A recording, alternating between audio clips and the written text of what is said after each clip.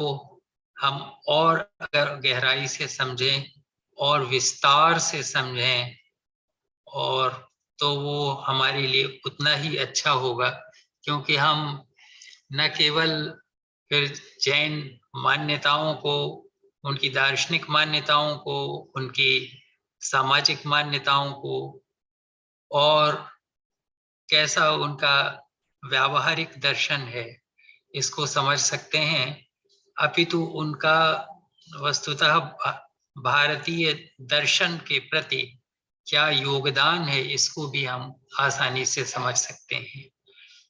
आप सब लोगों को विदित होगा कि जैन दर्शन बौद्ध दर्शन से अधिक प्राचीन है और जैन दर्शन का बहुत गंभीर प्रभाव बौद्ध दर्शन पर पड़ा है।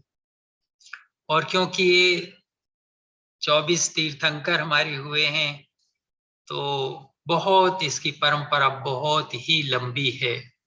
और अंतिम जो तीर्थंकर महावीर थे वो भी 6ठी शताब्दी ईस्वी पूर्व के थे, अर्थात लगभग आप कह सकते हैं कुछ लोग उनको थोड़ा सा बुद्ध से पूर्ववर्ती मानते हैं, कुछ लगभग समसामयिक मानते हैं। इतना तो निश्चय ही है कि बुद्ध ने जब अपना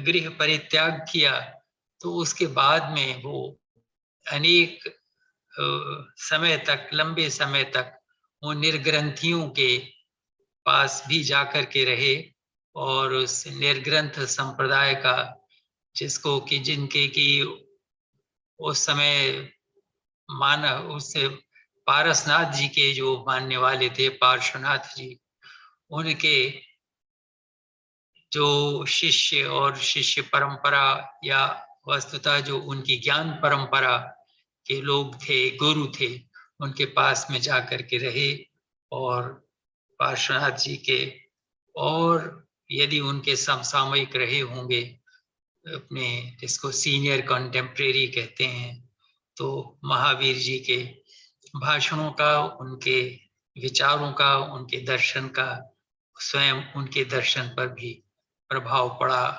आप यदि बौद्ध दर्शन का अध्ययन करेंगे तो उसमें देखेंगे तो इसमें बहुत सारे सिद्धांत जो हैं वो आपको महावीर के सिद्धांतों के साथ में एकता रखते हुए, ऐक्य रखते हुए मिल जाएंगे।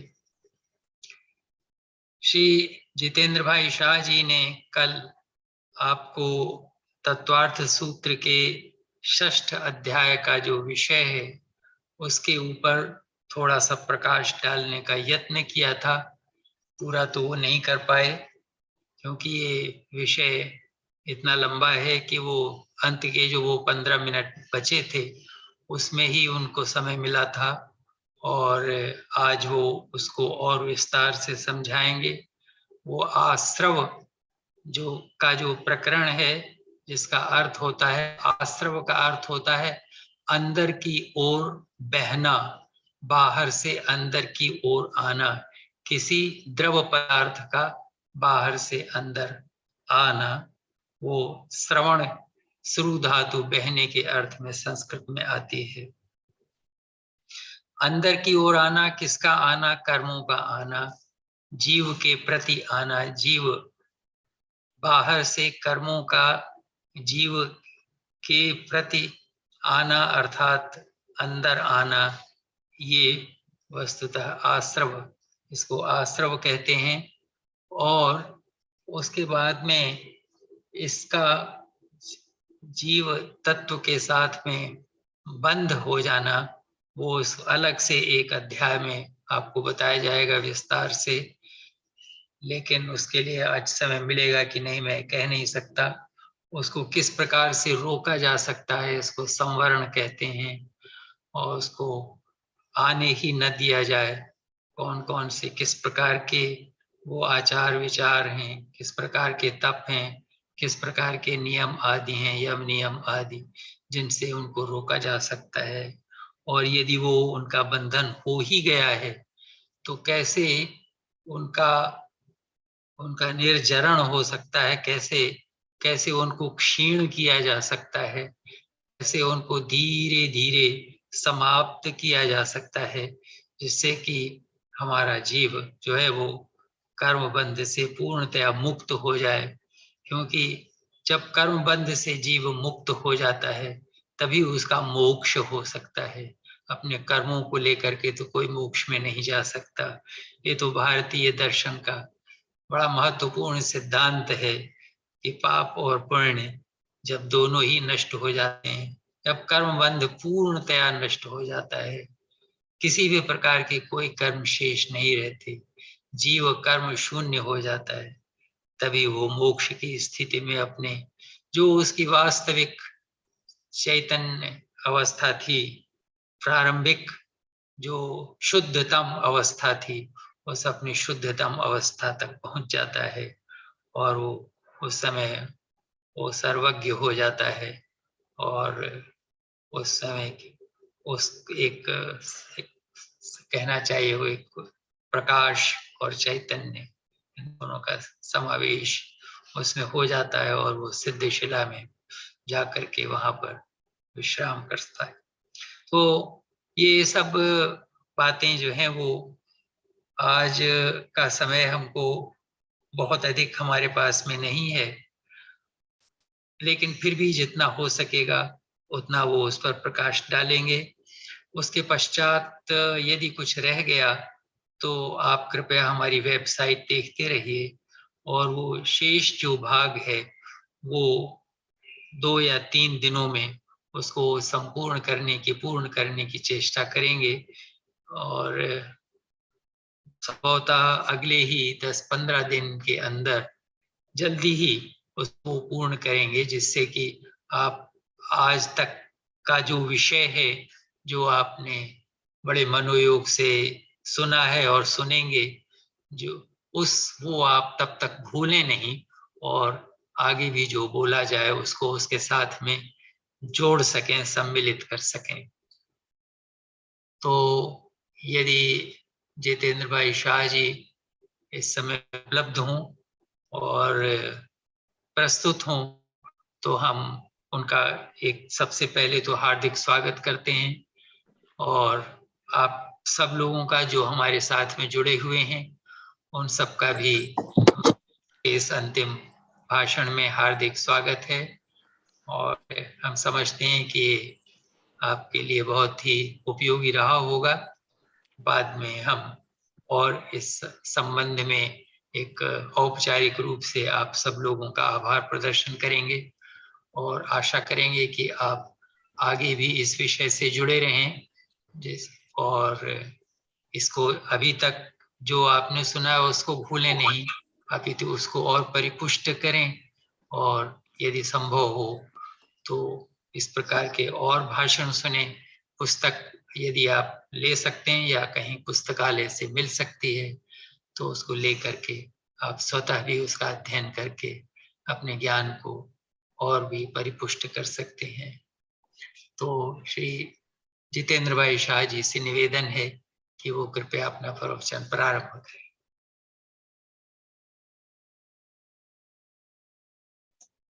नमस्कार sir. Professor GC Tripathi ji, director BL institute of Indology, Bhogilal Lechand institute of Indology, जो दिल्ली में स्थित हैं। विगत कई सालों से हम तत्वार्थाधिगम सूत्र के ऑफलाइन शिविर का आयोजन करते आ रहे हैं। कोरोना के कारण ऑनलाइन शिविर का आयोजन करना प्रारंभ किया। ये तीसरा साल है जिसमें हम तत्वार्थाधिगम सूत्र के परिचय की बात कर रहे हैं। वाचक वर्य उमा स्वाति जी या उमा स्वामी जी इस ग्रंथ के रचयिता के रूप में प्रसिद्ध हैं।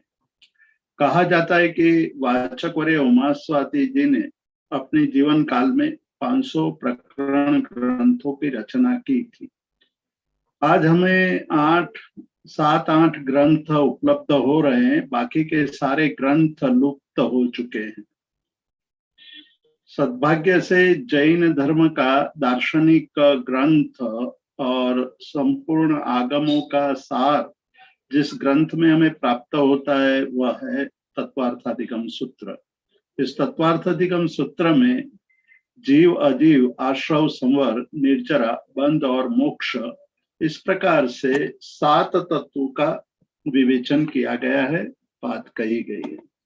हमने जीव और अजीव तत्व की बात देखी। पहले 4 अध्याय में जीव तत्व की बात कही है।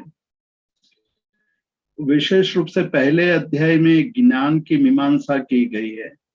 दूसरे, तीसरे और चौथे अध्याय में जीव तत्व की चर्चा प्राप्त होती है और 5वें तत्व में अजीव तत्व की बात होती है। क्रम प्राप्त 6ठे अध्याय में हमें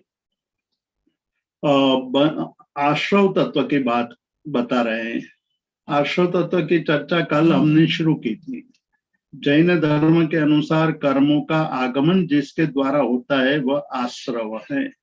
आश्रव तत्व के लिए हमने कल देखा था कि जो मन, वचन और काया की क्रिया के द्वारा कर्मों का आगमन होता है। कर्म के आगमन से आत्मा के साथ कर्म जुड़ते हैं और उसका विस्तार से वर्णन करते हुए हमें 6ठे सूत्र में ये बताया था कि इंद्रिय, कषाय, अव्रत, क्रिया, ये 4 मतलब इंद्रिय मतलब जो हमें विषयों का बोध जिसके द्वारा हो रहा है वो इंद्रिय, कषाय यानी क्रोध, मान, माया और लोभ, अव्रत यानी हिंसा, चोरी, असत्य, अब्रह्म और परिग्रह।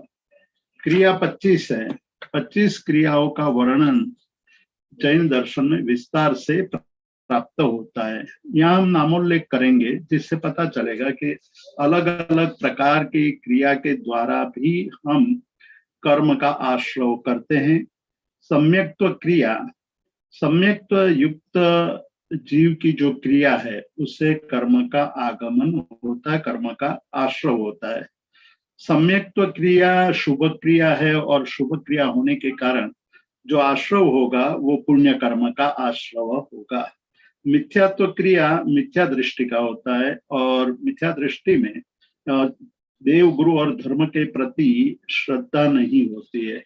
उसमें कुदेव, कुगुरु, कुधर्म के प्रति स्तुति, सत्कार, सम्मान, दान, विनय, व्यावच वगैरह क्रिया होती है, तो उससे पाप कर्म की वृत्ति होती है, मिथ्यात्व की वृत्ति होती है।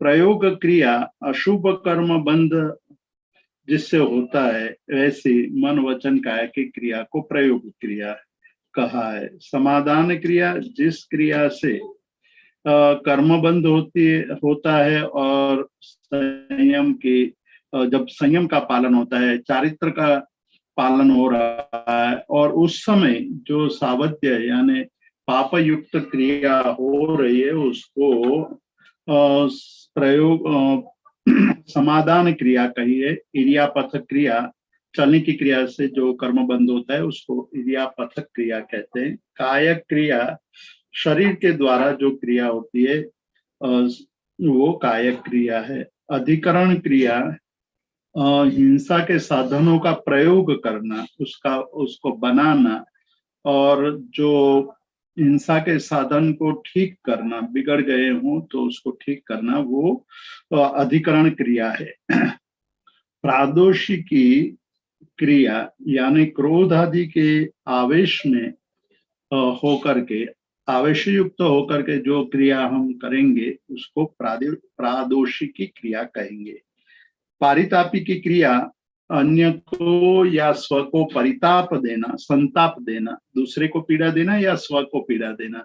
कई बार हम देखते हैं कि हम अपने आप को भी पीड़ा देने लगते हैं, तो ऐसी क्रिया को पारितापी की क्रिया कहते हैं। प्राणातिपाती की क्रिया स्व या पर के प्राण का नाश करना, वो प्राणातिपाती की क्रिया है। और दर्शन क्रिया यानी जिस राग से किसी पदार्थ को देखते हुए जो कर्म बंध होता है वो दर्शन क्रिया। राग से स्पर्श करने पर जो कर्म बंध होता है वो स्पर्शन क्रिया है। प्रत्यय क्रिया जो नए नए शस्त्रों को खोज करके उसकी रचना करना, बनाना, वो प्रत्यय क्रिया है। समन्तानुपात क्रिया, जहाँ मनुष्य पशु वगैरह का गमनागमन होता है, वहीं अशुचि का त्याग करना, उसको समन्तानुपात क्रिया कहते हैं। अनाभोग क्रिया, देखे बिना, प्रमार्जन किए बिना वस्तुओं को लेना और छोड़ना, वो अनाभोग क्रिया कहते हैं। स्वहस्त क्रिया, अन्य का कार्य अभिमान से स्वयं करना, वो स्वहस्त क्रिया है। निसर्ग क्रिया, पाप कर्म में सम्मति देना, उसका स्वीकार करना निसर्ग क्रिया है। विदारण क्रिया, या अर्थात अन्य के गुप्त पाप कर्म के लोक में जाहिरात कर देना, लोक में उसको उजागर करना, वो विदारण क्रिया है। आनयनी क्रिया, स्वयं पालन न होने पर शास्त्राज्ञा से अन्यथा प्ररूपणा करना, मतलब शास्त्रों में जो आज्ञा दी गई है उससे विपरीत प्ररूपणा करना। अनवकांक्षा क्रिया, प्रमाद से जिनोक्त विधि का अनादर करना। आरंभ क्रिया, पृथ्वी का आदि जीवों की हिंसा करने वाली जो क्रिया है उसको आरंभ क्रिया कहते हैं। पारिग्रही की क्रिया, लोभ से धन प्राप्त करने की इच्छा, उसके रक्षण करने की क्रिया, वो पारिग्रही की क्रिया है।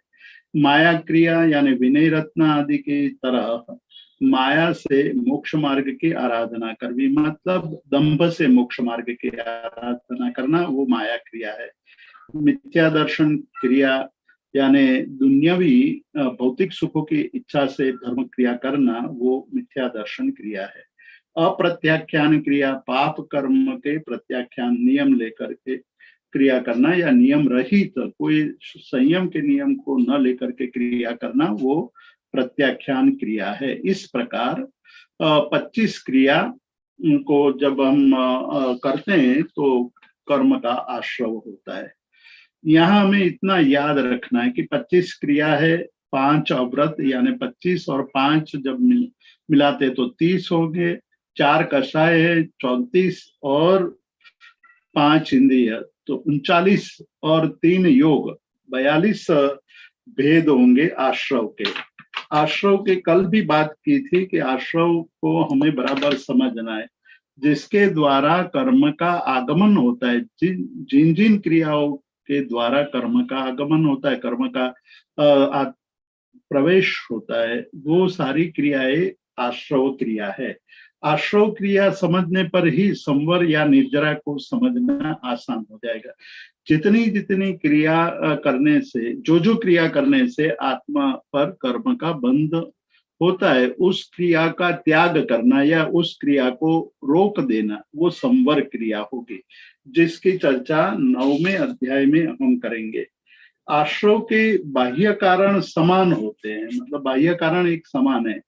हम यहाँ व्रत की बात करें तो व्रत में हिंसा की बात करें, हिंसा करने वाले 2 भिन्न भिन्न व्यक्ति, अलग अलग व्यक्ति जब हिंसा करते हैं, कोई एक जीव की हत्या करते, तो उस समय हिंसा की क्रिया समान है, हिंसा की क्रिया में भेद नहीं है, हिंसा समान हो रही है, लेकिन बंध अलग अलग हो रहा है, बंध में अंतर पड़ जाता है।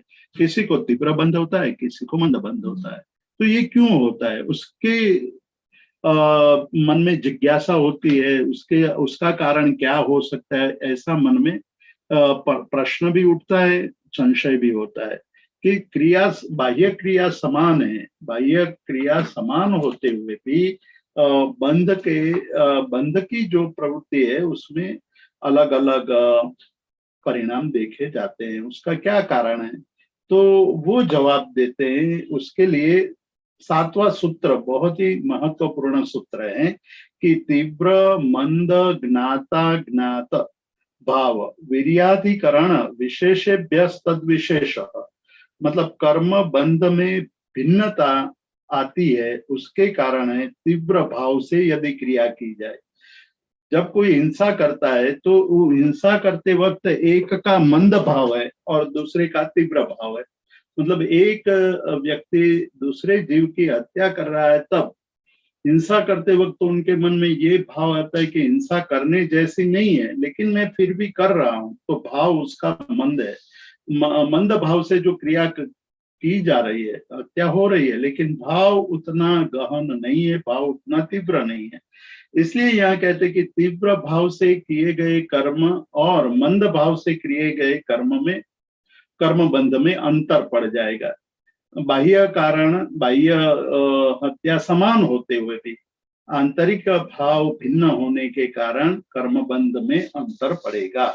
इसी तरह ज्ञाता ज्ञात, जान करके, ज्ञात मतलब जान करके, और अज्ञात जान करके, जानते हुए जो भाव से क्रिया करता है वो ज्ञात भाव क्रिया, और अज्ञात जो जानता नहीं है और पाप क्रिया करता है तो वो अज्ञात भाव क्रिया। और फिर आगे बताते वीर्याधिकरण, वीर्य मतलब उनकी शक्ति।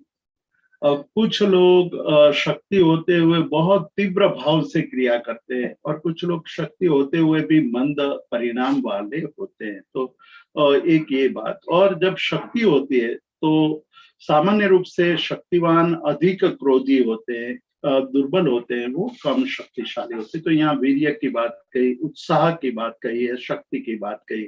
और अधिकरण अपने पास किस प्रकार का साधन है, मतलब जब किसी के पास लकड़ी है तो वो लकड़ी से दूसरे आदमी को पीटेगा, पर यदि उनको तलवार दे दी जाए तो तलवार से हत्या करेगा। यदि उनके पास पिस्तौल है तो पिस्तौल से वो सामने वाले को गोली मार करके हत्या कर देगा। और पिस्तौल की जगह पर उसके पास यदि बंदूक हो, मशीन गन हो, तो मशीन गन से उनके भाव और तीव्र बन जाएंगे, इसलिए उनका कर्म बंध तीव्र होगा।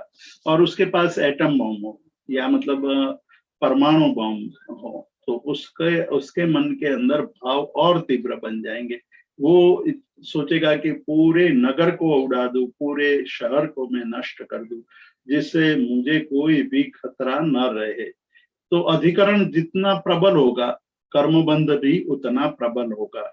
अधिकरण मंद होता जाएगा। जिसके पास कुछ भी नहीं है और क्रोध आया, मतलब कषाय से कर्म का आश्रय होता है, तो जब उनके पास कषाय क्रोध हुआ, उस समय यदि उनके पास कोई भी साधन नहीं है, कोई भी अधिकरण नहीं है, तो ज्यादा से ज्यादा वो सामने वाले व्यक्ति को चाटा मार सकता है या मुक्का मार करके अपना क्रोध को प्रदर्शित कर सकता है।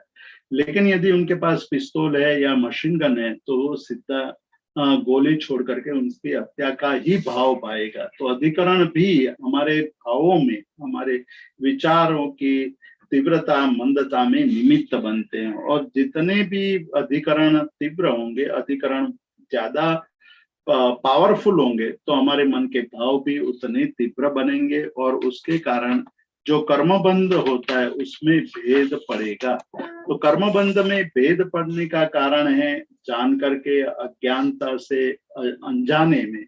तो जब क्रिया करते हैं, क्रिया होती है, तो उसमें परिवर्तन, बंध में परिवर्तन हो जाता है। तीव्र मंद ज्ञाता ज्ञात वीर्याधिकरण विशेषेभ्यस्तद विशेष। बाह्य क्रिया समान होते हुए भी इन सभी कारणों को लेकर के बंध की प्रवृत्ति या आश्रव की प्रवृत्ति में अंतर पड़ेगा। तो ये सूत्र एक अपनी दृष्टि से बहुत ही महत्वपूर्ण है। अधिकरण की चर्चा करते हैं कि अधिकरण कितने प्रकार के हैं। अधिकरण दो प्रकार के हैं, जीव अधिकरण और अजीव अधिकरण। जीव अधिकरण मतलब जिसके पास जीव रूपी उपकरण है, जीव रूपी शस्त्र है, तो जिसका सैन्य बड़ा है, बहुत ज्यादा सैन्यवान, तो उसके मन का क्रोध भी इतना तीव्र होगा। अधिकरण कम होगा, सैन्य में लोग कम होंगे, दुर्बल होंगे, तो उनके मन के भाव अलग प्रकार के होंगे। अजीव अधिकरण, अजीव शस्त्र मतलब तलवार, शस्त्र, अस्त्र आदि को अजीव अधिकरण कहेंगे। उसके भी भेद बताते हैं कि पहला यानी जीव अधिकरण है संरंभ, समारंभ, आरंभ, योग, क्रोध, कारित, अनुमत, कषाय विशेष विशेष स्त्री स्त्री स्त्री चतुश्चैकशः। जो क्रम से शब्द का प्रयोग हुआ है समारंभ, फिर दूसरा शब्द है आरंभ, तीसरा शब्द है समारंभ और चौथा शब्द है आरंभ, फिर योग, कृत, कारित और अनुमत और कषाय। कषाय शब्द की व्याख्या हम कर चुके हैं। क्रोध, मान, माया और लोभ, ये चार को कषाय माना है। योग की व्याख्या भी हम कर चुके हैं कि मन, वचन और काय, ये योग मतलब कर्म बंध में निमित्त है, कर्म बंध में उसके द्वारा आश्रव होता है, कर्म बंध का योग होता है। कृत, कारित, अनुमत, मतलब कृत यानी कृत यानी हम खुद करते हैं, कारित यानी दूसरे के पास करवाते हैं, या अनुमत जो करता है, गलत काम करता है उसकी अनुमोदना करते हैं, तो भी कर्म बंध होगा। अब कहते हैं कि आद्य यानी जीव अधिकरण में जीव के जो भेद है, जीव के जो अलग अलग भेद है, उसको संरंभ, समारंभ और आरंभ, संरंभ, समारंभ, आरंभ, ये जैन धर्म के पारिभाषिक शब्द है। संरंभ यानी हिंसा करने का संकल्प करना। जैन धर्म कहता है कि जब हिंसा होती है तभी हिंसा यानी कि पाप कर्म का आश्रव शुरू होता है, ऐसा नहीं। जब से हमने संकल्प कर लिया कि मैं उसकी हत्या कर दूंगा, ऐसा मन में भाव पैदा होने पर भी कर्म बंध की प्रवृत्ति प्रारंभ हो जाती है। समारंभ यानी संकल्प को पूर्ण करने हेतु हम अलग अलग सामग्री एकत्र करने लगते हैं। अलग अलग सामग्री मतलब मैं मन में ये सोच करके बैठ रहा हूँ कि मुझे किसी की हत्या करनी है, फिर थोड़े दिनों के बाद ये भाव बना रहेगा, तो तुरंत मेरे मन में ये भाव आएगा कि हत्या करने के लिए मुझे क्या क्या चाहिए। तो हत्या के लिए उनके वो शस्त्र अस्त्र एकत्र करने लगेगा, इकट्ठा करने लगेगा। और जब शस्त्र अस्त्र इकट्ठा करता है तब भी कर्म बंद हो रहा है, क्योंकि कर्म बंद के भाव अंदर निरंतर प्रवाहित हो रहे हैं।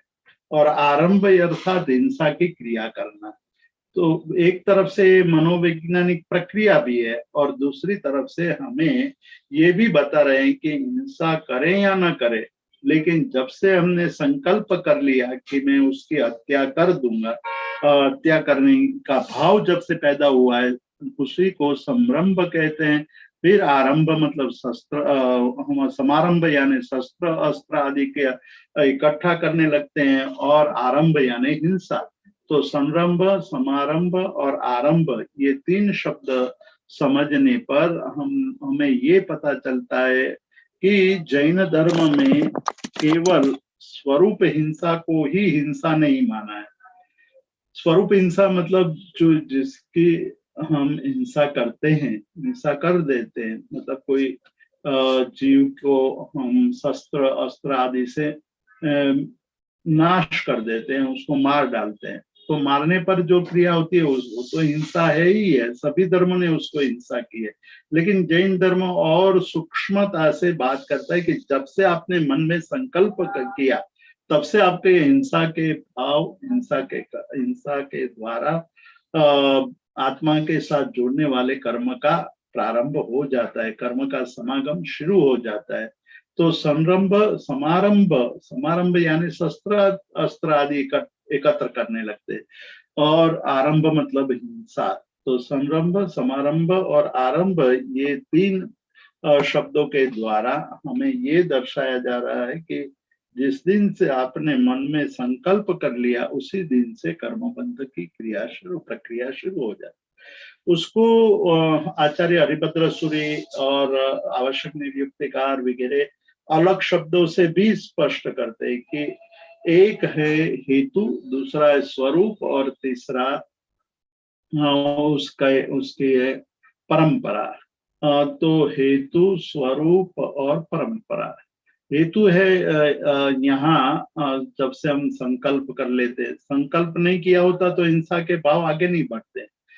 जब से मन में संकल्प विकल्प की दिशा शुरू हो जाती है, तभी से हम हिंसा का कार्य शुरू कर देते हैं। तो जैन धर्म ने कहा कि भाई हिंसा तो जब होती है तब तो दोष लगता ही है, पाप लगता ही है, लेकिन पाप करने के साधन जब से आप जुटाना शुरू कर देते हैं, पाप करने का मन में भाव निश्चित हो जाता है, निर्णय कर लेते हैं, तो हेतु स्वरूप और अनुबंध शब्द का प्रयोग किया है। हेतु तो जितने भी कारण हैं उस कारण से भी हिंसा का दोष लगेगा, या स्वरूप हिंसा तो हिंसात्मकता है ही, और अनुबंध यानी हिंसा करने के बाद मन में भाव यदि ये आता है कि मैंने अच्छा किया, मैंने जो किया वो कोई नहीं कर पाया था, इस प्रकार के भाव यदि बना रहता है तो उसको अनुबंध कहते हैं। तो यहाँ संरंभ, समारंभ और आरंभ शब्द का प्रयोग किया, उसकी चर्चा हम स्वरूप, हेतु स्वरूप और अनुबंध में जोड़ेंगे तो बात और स्पष्ट हो जाएगी। कृतकारिता और अनुमोदित, तो ये हम लोग बहुत अच्छी तरह जानते हैं, उसकी व्याख्या की आवश्यकता नहीं है।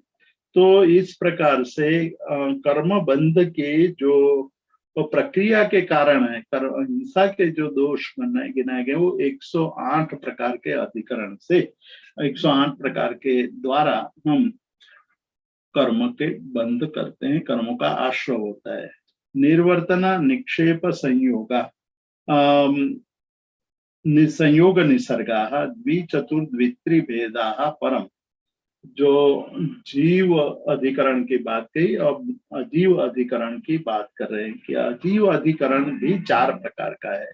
निर्वर्तना मतलब रचना करना, निर्वर्तना रचना, हिंसा के साधनों की रचना करना, वो भी हिंसा का ही कारण है और उससे हिंसा होती है। इसलिए जब से हम शस्त्र अस्त्र आदि बनाने का कार्य प्रारंभ करते हैं तभी से हिंसा का भी प्रारंभ हो जाता है। निक्षेप मतलब रखना, उठाना, वहाँ जब हम कोई भी चीज कहीं भी रखते हैं और उस समय हम संयम पूर्वक या जागृति पूर्वक उस जगह का अवलोकन किए बिना वहाँ पदार्थ को रख देंगे तो पदार्थ रखने समय यदि उस वहाँ कोई जीव पसार हो रहा है तो वो साधन उसके पर रख देंगे तो उस जीव की हत्या हो जाएगी। तो ये नहीं होना चाहिए। इसलिए कहते हैं कि जब आप कोई वस्तु नीचे रखते हैं तब जमीन आदि का प्रमार्जन करना, विशेष रूप से देखना कि वहां किसी जीव का अस्तित्व है कि नहीं, और ये अस्तित्व नहीं है तो कोई पदार्थ मुक्त वहां रख सकते हैं। तो इस जैन साधु कोई भी चीज को लेते हैं या कोई भी चीज को रखते हैं तो उस समय अपने पास जो एक रजो हरण होता है, उनसे बना हुआ एक साधन है जिसके द्वारा पहुंच करके फिर वह वस्तु को लेते हैं या रखते हैं। तो इस प्रकार की प्रक्रिया को निक्षेप कहते हैं। निवर्तना, निक्षेप, संयोग, संयोग यानी वहां इकट्ठा करना, और अंतिम में निसर्ग, त्याग करना। तो इन 4 प्रकार से कर्म का बंध होता है। अधिकरण है, अजीव अधिकरण के 4 प्रकार है। पहले दिन हमने देखा था कि जैन धर्म के अनुसार 8 प्रकार के कर्म हैं। 8 प्रकार के कर्म के स्वभाव भिन्न भिन्न है। जैन धर्म में ये माना है कि आत्मा 4 प्रकार के अनंत चतुष्टय का स्वामी है। अनंत चतुष्टय यानी 4 अनंत्य का स्वामी। 4 अनंत्य ये है कि उनके पास अनंत ज्ञान है, अनंत दर्शन है, अनंत सुख है और अनंत शक्ति है या अनंत आनंद है। किंतु हमें उस अनंत्य का अनुभव नहीं हो रहा है। उसका कारण हम आवृत्त है कर्म से, कर्म के आवरणों से दबे हुए हैं, या हमारी आत्मा पर कर्म के आवरण बहुत बड़े बड़े लेयर आ गए हैं। इसलिए आत्मा की जो शक्ति है, ढकी हुई शक्ति है। यहाँ अलग दृष्टांत देते हैं कि नाग और नागिन रात को, अंधेरी रात को यानी अमास की रात्रि को, अमावस्या की रात को जब निकलते हैं, अंधेरा होता है, तब नागिन या नाग अपने मस्तक पर जो मणि होता है वो निकालते हैं और मणि के प्रकाश में ये नाग और नागिन अपने इच्छित कार्यों को करने लगते हैं। लेकिन कोई आदमी ये सारी प्रक्रिया को देख लेता है या जान लेता है तो वो अपनी टोपी से उस रत्न को ढांक देते हैं, मतलब रत्न के ऊपर टोपी रख देते हैं, उसके मस्तिष्क की टोपी रख करके उसका प्रकाश वहां आवृत कर देता है। जब प्रकाश आवृत होता है तो नाग नागिन दोनों अत्यंत दुखी होते हैं कि अब कहाँ चला जाए, कहाँ जाए, क्योंकि अंधेरा है, अब वो प्रकाश उनको प्राप्त नहीं होता है। तो ऐसी स्थिति में नाग और नागिन पीड़ा का अनुभव करते हैं। उसी प्रकार हमारे अंदर स्वयं प्रकाश पड़ा हुआ है। आत्मा की शक्ति अनंत है। आत्मा की शक्ति में अनंत ज्ञान, अनंत दर्शन, अनंत चारित्र और अनंत वीर्य है। किंतु जब कर्म के आवरणों से ढकी हुई बात होती है तो वो प्रकाश हमें दिखाई नहीं देता है। वो प्रकाश हमारे अंदर होते हुए भी हम उसका अनुभव नहीं कर सकते हैं। तो हमारे आंतरिक प्रकाश को ढक देने वाले कौन कौन से कर्म है, कौन कौन सी क्रियाएं हमारे आत्मा के प्रकाश को ढक देते हैं, वो बात यहाँ करते हैं। 8 कर्म के आधार पर और 8 कर्मों को ढकने वाले, 8 कर्मों को आवृत्त करने वाली क्रियाओं की चर्चा करते हैं। तत्प्रदोष पहला है। तत् यानी वो जो ज्ञानावरणीय और दर्शनावरणीय दो हैं, वो प्रदोष, निन्नव, मात्सर्य, अंतराय, आसादन और उपघात, ये 6 प्रकार से ज्ञानावरणीय और दर्शनावरणीय कर्म का बंध होता है। ये सारी चीज, ये सारे दोष, ये सारी क्रियाएं हमारे लिए जो अनंत ज्ञान है, उस अनंत ज्ञान को आवृत्त करने वाली क्रिया है। यहाँ कहते हैं तत्प्रदोष। प्रदोष का मतलब अर्थ है यहाँ अरुचि। जब मतलब गुरु पढ़ा रहे हैं उस समय ज्ञान में अरुचि पैदा हो जाए, और ज्ञान में अरुचि पैदा होगी तो आलस आने लगेगी, प्रमाद आने लगेगा, नींद आने लगेगी। तो नींद आना भी, पढ़ते समय नींद आना भी हमारे जीवन में कर्म बंध का कारण होता है। निन्नव, किसी के पास हम पढ़े हैं और किसी को हम गुरु मानते हैं। निन्नव अपलाप करना, मतलब जिसके पास हमने ज्ञान प्राप्त किया उसको गुरु के रूप में नहीं स्वीकार करना। कोई पूछे कि अरे तुम्हारे गुरु तो बहुत पहुंचे हुए हैं, लेकिन गुरु के साथ हमारी बनती नहीं है, तो हम तुरंत कहेंगे अरे वो तो ऐसे ही है, वो मेरे गुरु कहाँ है। गुरु है, गुरु वहां मौजूद है, फिर भी गुरु को गुरु के रूप में स्वीकार न करना, इसी को निन्नव कहते हैं। तो अपने पास ज्ञान होवा छता भी, ज्ञान होने पर भी कोई पढ़ने आए तो हम कहें कि मैं जानता नहीं हूँ, जानते होते हुए भी हम ये कहें कि हम जानते नहीं है। जानते हैं कि ये मेरे गुरु है, लेकिन उसको भी गुरु के रूप में स्वीकार न करना, ये निन्नव है, ये अपलाप है। इस अपलाप से भी ज्ञानावरणीय कर्म का बंध होता है। मतलब इस प्रकार की क्रिया करने से जो कर्म बंध होगा, उस कर्म बंध से जब उदय में आएगा कर्म, तब हमारा ज्ञान आवृत्त हो जाएगा।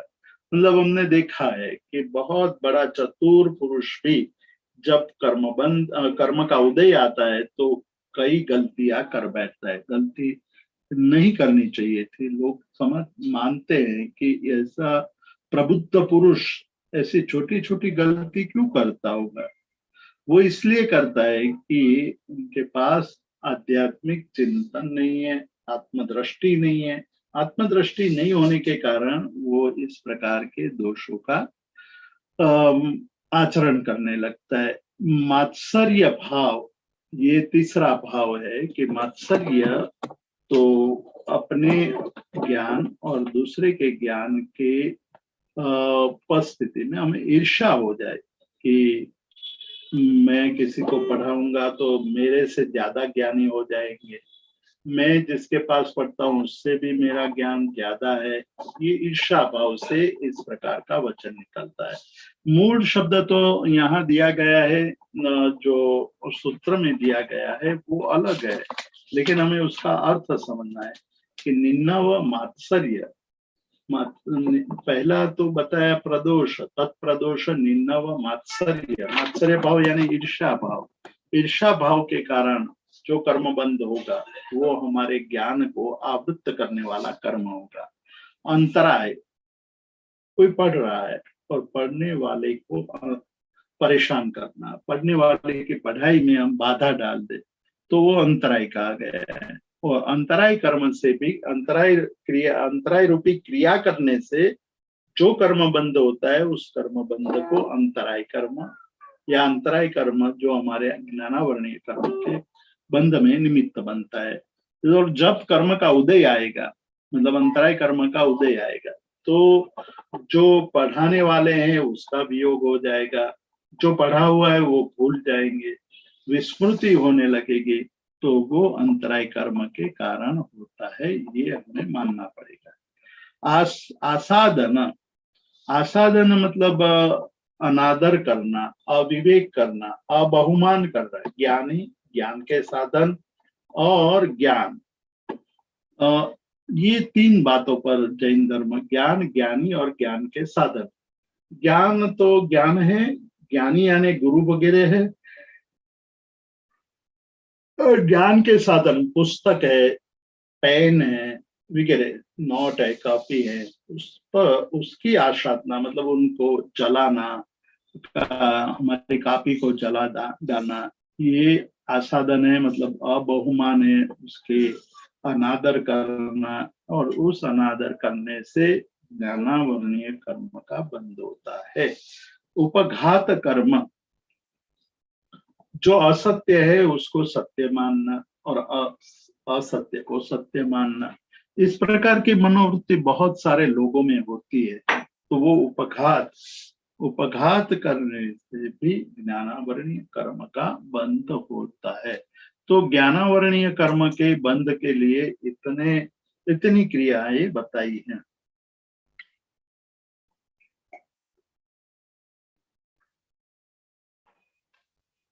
दूसरा जो कर्म है वो दर्शनावरणीय कर्म है।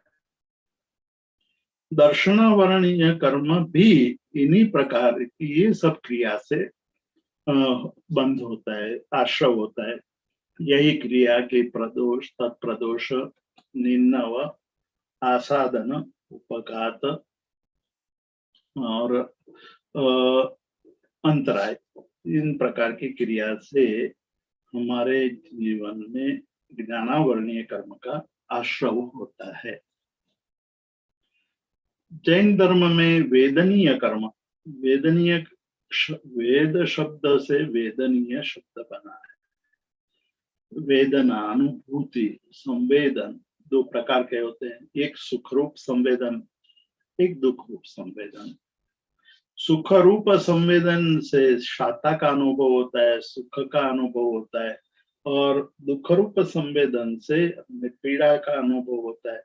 उसमें निमित्त कौन कौन सी क्रियाएं होती है, कैसी क्रिया करने से हम जो कर्म बंद करते हैं उस कर्म बंद का परिणाम हमें जब आप मिलेगा तो हम पीड़ा की अनुभूति करेंगे, दुख की अनुभूति करेंगे, अशाता की अनुभूति करेंगे। तो कौन कौन सी क्रिया से हमें अशाता वेदनीय कर्म का बंद करते हैं, तो यहाँ बताते हैं कि दुख से, दुख का अनुभव करने से जो कर्म बंद होता है वो अशाता वेदनीय कर्म का आश्रव होता है, अशाता वेदनीय कर्म का बंध होता है। तो अनिष्ट वस्तु के संयोग से दुख होता है और इष्ट वस्तु के वियोग से दुख होता है। राग के कारण ही इस प्रकार की परिस्थिति का निर्माण होता है।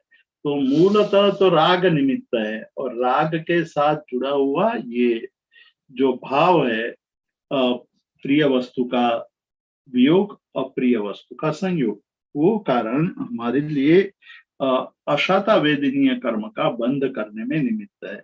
शोक करना मतलब हम कई बार कोई हमारे स्वजन की मृत्यु हो जाती है, कभी हमारी प्रिय वस्तु गायब हो जाती है, चोरी हो जाती है, तो उसके बाद मन में शोक उत्पन्न होता है। उसके बाद हम मन में बहुत सोचते हैं कि मेरी वस्तु चली गई, अब मुझे कब मिलेगी, कैसे मिलेगी, मैं कैसे वो वस्तुओं को प्राप्त करूंगा। इस प्रकार के मन में जो भाव पैदा होते हैं उसको शोक कहते हैं।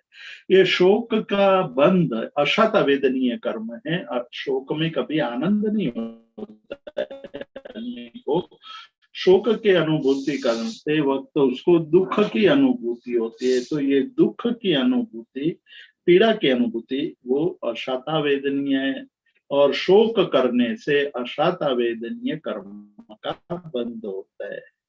ताप मतलब दूसरे को पीड़ा देना, दूसरे को परेशान करना, कठोर वचन बोलना, उसको पराभव करने के कारण के भाव से हम ऐसे शब्दों का प्रयोग करते हैं कि जिससे वो मन में एक दूसरे प्रकार का भाव सोचने लगता है।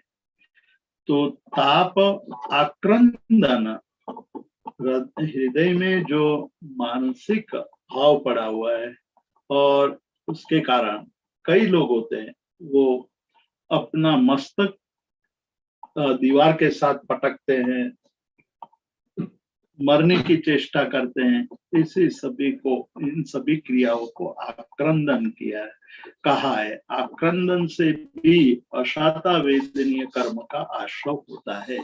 वध, प्राणी का जीव वध करना, हत्या करना, और यावत अपने ही जीवन का वध कर देना मतलब आत्महत्या करना। उन सब क्रियाओं से जो कर्मबंध होता है वो कर्मबंध अशाता वेदनीय कर्म का ही बंध होता है। वध करना और परिदेवन, विलाप करना, विलाप करते हैं। जैसे मेघदूत में कालिदास को एक व्यक्ति को विलाप करते हुए दिखाते हैं। तो ये विलाप करने से जो कर्म बंद होगा वो अशाता वेदनीय कर्म बंद होगा। तो इस प्रकार से यहाँ अशाता वेदनीय कर्म बंद के लिए जो जो क्रियाएं बताई है उस क्रिया करने से अशाता वेदनीय कर्म का बंद होता है। तो प्रश्न मन में ये उठ सकता है कि शाता वेदनीय कर्म के बंद की कौन कौन सी क्रिया है। आपने जो बताई वो क्रियाएं तो सारी अशाता वेदनीय बंध की क्रियाएं हैं। शाता वेदनीय कर्म का आश्रय कैसे होता है, तो उनकी एक सूची हमारे सामने देते हैं। भूत वृत्तीय अनुकंपा, भूत यानी प्राणी के प्रति अनुकंपा, प्राणी के वो प्राणियों के दुख को देखकर अपने मन में उसके प्रति करुणा का भाव पैदा होना, उसके दुखों को दूर करने का भाव पैदा होना, वही यहाँ अनुकंपा है। अनु मतलब पश्चात, कंपा मतलब कंपन। अन्य प्राणियों के, अन्य जीवों के दुख को देखकर अपने जीवन में जो पीड़ा का अनुभव होता है उसको अनुकंपा कहते हैं। तो अनुकंपा करने से हमारे जीवन में जीव दया के भाव बढ़ते हैं, जीव दया की क्रिया बढ़ती है। तो इस प्रकार यहाँ कहा कि जब जीव भूत यानी जीवों के प्रति अनुकंपा का भाव रखते हैं तो शाता वेदनीय कर्म का बंध होता है। शाता वेदनीय कर्म का जब उदय होता है, विपाक होता है, तो जीव को शाता की अनुभूति यानी आनंद की अनुभूति होती है। वृत्ति अनुकंपा मतलब व्रतियों के प्रति, आगारी अनगारी दो प्रकार के व्रति हैं।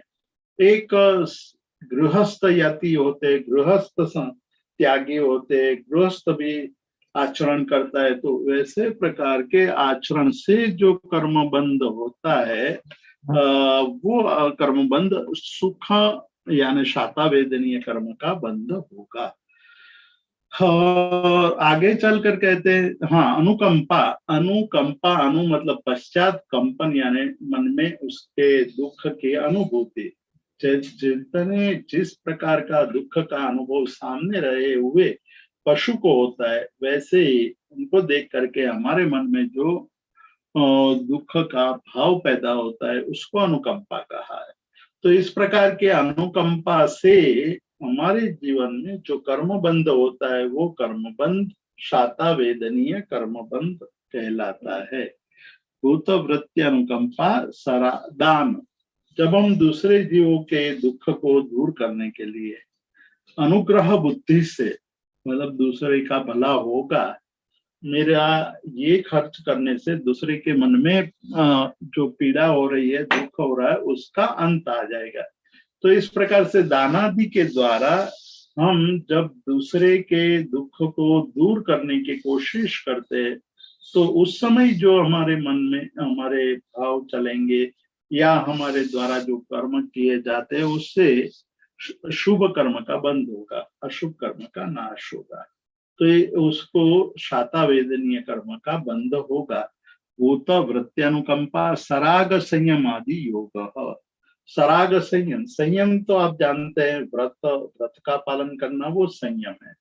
जैन धर्म में संन्यास को संयम कहा है, कि जो संन्यास ग्रहण करता है वो संयमी है, मतलब वो संयम को ग्रहण कर चुका है, यानी कि अब उनको संसार के कोई भी पदार्थ के प्रति रुचि रहती नहीं है।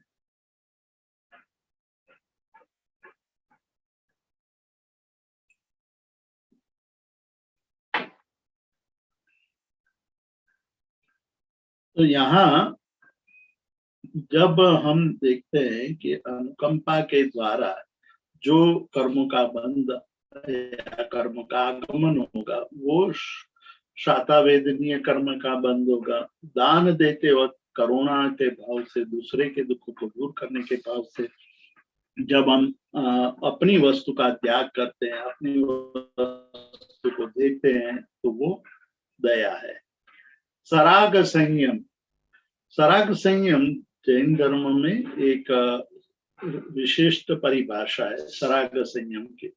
संयम का पालन हो रहा है, मतलब अव्रती नहीं है, अब व्रत को धारण कर लिया है। तो सराग संयम का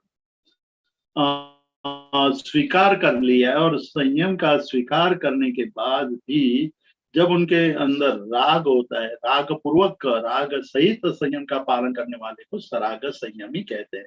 तो सराग संयम से भी कर्म बंध होगा, और वो शुभ कर्म का बंध होगा। संयम असंयम, आंशिक संयम और आंशिक असंयम का पालन करने से भी पुण्य कर्म का बंध होता है। अकाम निर्जरा, अकाम निर्जरा मतलब कि इच्छा रहित स्थिति में रहते हुए हम जब कर्म का क्षय करते हैं, तो उसको अकाम निर्जरा कहते हैं। अकाम रूप से इच्छा नहीं होते हुए भी कर्म का क्षय हो रहा है, इसलिए अकाम निर्जरा कहते हैं। तो इस प्रकार हमारे सामने यहाँ शाता वेदनीय कर्म का और भी यहाँ हेतु बता रहे हैं कि बाल तप, संयम आदि योग, क्षमा, शांति, शौचम, क्षमा और शौच यानी अपरिग्रह भाव, वो किसी भी जीव में शाता वेदनीय कर्म के बंध के निमित्त माने गए हैं। अब तीसरे कर्म का बंध किससे होता है? कौन सी क्रिया करने से मोहनीय कर्म का बंध होता है? यहाँ मोहनीय कर्म दो प्रकार के हैं। एक मोहनीय कर्म जिसको दर्शन मोहनीय कर्म का, और दूसरा मोहनीय कर्म है चारित्र मोहनीय कर्म। दर्शन मोहनीय कर्म जिसके द्वारा हमारे मन में अश्रद्धा पैदा होती है, मिथ्यात्व पैदा होता है, और मिथ्यात्व के कारण हम संसार में परिभ्रमण करने योग्य कर्मों का बंध करते हैं। तो वो कौन कौन से कर्म है कि जिसके द्वारा हम अपने जीवन में अश्रद्धा और मिथ्यात्व जैसे भावों को पोषते रहते हैं? वो बात यहाँ कहते हैं कि केवली श्रुत संग धर्म देवार्णववादो दर्शन मोहस्य, दर्शन मोहनीय कर्म यानी मिथ्यात्व के उपकर्मों का बंध कराने वाली क्रियाएं हैं केवली की आराधना करना, केवली क्या अवर्णवाद बोलना, केवली का अवर्णवाद बोलना इस दृष्टि से कि भी केवली में क्या ज्यादा है, वो भी तो हमारे जैसे मनुष्य ही है। तो केवली के अवर्णवाद बोलने से हमें जो कर्म का बंध होगा वो शाता वेदनीय कर्म का या मोहनीय कर्म का, दर्शन मोहनीय कर्म का बंध होगा। श्रुत का अवर्णवाद करेंगे, श्रुत के दोष देखते रहेंगे तो श्रुत का जो आश्रय होगा अशाता का मोहनीय का ही बंध पड़ेगा। संघ, संघ का वर्णवाद बोलना, संघ की निंदा करना और धर्म की निंदा करना, विशेष देवा, और विशेष रूप से हम जब वर्णवाद बोलते हैं तो वर्णवाद बोलने के कारण शाता वेदनीय कर्म का बंध होगा, दर्शन मोहनीय कर्म का बंध होता है। तो यहाँ हमें याद ये रखना है कि केवली श्रुत संघ धर्म देवारणवादो दर्शन मोहस्य। अब दर्शन मोहनीय के बाद चारित्र मोहनीय कर्म की बात आती है कि चारित्र मोहनीय कर्म कैसे, किस कर्मों से, किस प्रकार की क्रिया से चारित्र मोहनीय कर्म का बंध होता है, वो यहाँ बताते हैं। बहुआरंभ परिग्रहत्वंच नरकस्य आयुष, मतलब कि बहु आरंभ और बहु समारंभ, बहु आरंभ और बहु समारंभ, हम दोनों शब्द का प्रयोग कर चुके हैं, दोनों शब्द के अर्थ की चर्चा भी कर चुके हैं कि जब हम आरंभ करते हैं तो उसका मतलब मन में एक संकल्प कर लेते हैं, और समारंभ मतलब साधन को जुटाते हैं कि हमें किसी की हत्या करनी है, तो उस समय हम साधनों को जुटाने लगते हैं कि मुझे ये भी जरूरत पड़ेगी, ये भी जरूरत पड़ेगी, ये भी जरूरत। तो इस प्रकार के भावों से हम जो एकत्र करने लगते हैं वो बहुआरंभ परिग्रहत्वम, आरंभ भी है और परिग्रह भी है, तो वो नरकस्य आयुष, नरक के आयुष्य में निमित्त बनते हैं। वही कर्म हमारे जीवन में नरक के योग्य कर्मों का आयोजन करते हैं। तो इस प्रकार से नरक गति के आयुष्य का बंध आश्रव कौन सी क्रिया से होते हैं वो बताया। बहुआरंभ परिग्रहत्वम च, बहु आरंभ अनेक प्रकार के हिंसा करने वाले कर्मों को करने से, परिग्रहत्वम च बहुत सारा बड़ा बड़ा परिग्रह करना, जहाँ 5 वस्तु की जरूरत है वहां 25 वस्तु खरीद कर ले आए, जहाँ 5 वस्तु की जरूरत है वहां 25 वस्तुओं का उपयोग किया। तो इस प्रकार की जो क्रिया होती है उसके प्रकार की क्रियाओं से हमें जो कर्मबंध होता है उस कर्मबंध की बात कर रहे हैं कि जब हम बहुआरंभ परिग्रहत्वम, बहु आरंभ और बहु परिग्रह करते हैं तब नरक के आयुष्य का बंध पड़ता है। नरक योग्य गति, नरक गति योग्य कर्म वर्गणा के पुद्गलों को हम ग्रहण करते हैं। मतलब इस प्रकार की क्रिया करने से हमारे जीव को जो कर्मबंध होगा वो कर्मबंध नरक में ले जाता है। मायाते अज्ञोनयस्य, माया है, माया करने से, कपट करने से, दंभ करने से हमारा अगला जन्म, अगला स्टेशन, हमारा अगला स्टेशन कौन सा होगा? तो बताते कि उस समय जो कर्म का बंध होगा वो तिर्यंच गति का, माया कपट दूसरे को ठगना आदि क्रिया है, वो क्रियाएं तिर्यंच गति के कर्मों का बंध कराती है। मतलब जब वो कर्म उदय में आएगा तो उसके कारण पशु या पंछी का स्वरूप धारण करना पड़ेगा। तो माया करने से ही उस तत्त प्रकार के तिर्यंच गति का बंध होता है और तिर्यंच गति का अनुभव भी करना पड़ता है। तो नरक तिर्यंच गति न आयुष्य से आश्रवो, आज्ञा के बिना आप जब माया आदि का सेवन करते हैं तब पुनः जो क्रिया भोगनी पड़ती है वो क्रिया तिर्यंच गति का बंध कराती है। मनुष्य गति मतलब मनुष्य गति हमें प्राप्त करनी है, फिर से मनुष्य बनना है, तो कौन सा कर्म कौन सी क्रिया करनी चाहिए वो भी यहाँ मार्गदर्शन देते हैं। अल्पारंभ परिग्रहत्वम स्वभाव मार्दव आर्जवम च मानुषस्य, इसको आर्जव कहा, रुजुता कहा। रुजुता क्या है कि मनु अल्पारंभ परिग्रहत्वम, बहुत अल्प आरंभ और अल्प परिग्रह करना। स्वभाव मार्दव, स्वभाव से मृदुता धारण करे रखना। आर्जवम च, रुजुता सरलता, एक तरफ नम्रता और दूसरी तरफ सरलता। सरलता से जीवन जीने की चेष्टा करने वाला और नम्रता से जीवन को जीने वाले व्यक्ति को जो कर्म का बंध होगा वो कर्म उनका जब भविष्य में कोई गति का बंध पड़ेगा तो वो मनुष्य गति का ही बंध करेगा। तो यहाँ बताया अल्पारंभ परिग्रहत्वम च स्वभाव मार्दव आर्जवम च मानुषस्य, मनुष्य भव के लिए, मनुष्य भव में ही पुनः जन्म पाने के लिए। ये बहुत महत्व की बात कर रहे हैं। जैन धर्म ने मनुष्य के जीवन को सबसे श्रेष्ठ जीवन माना है।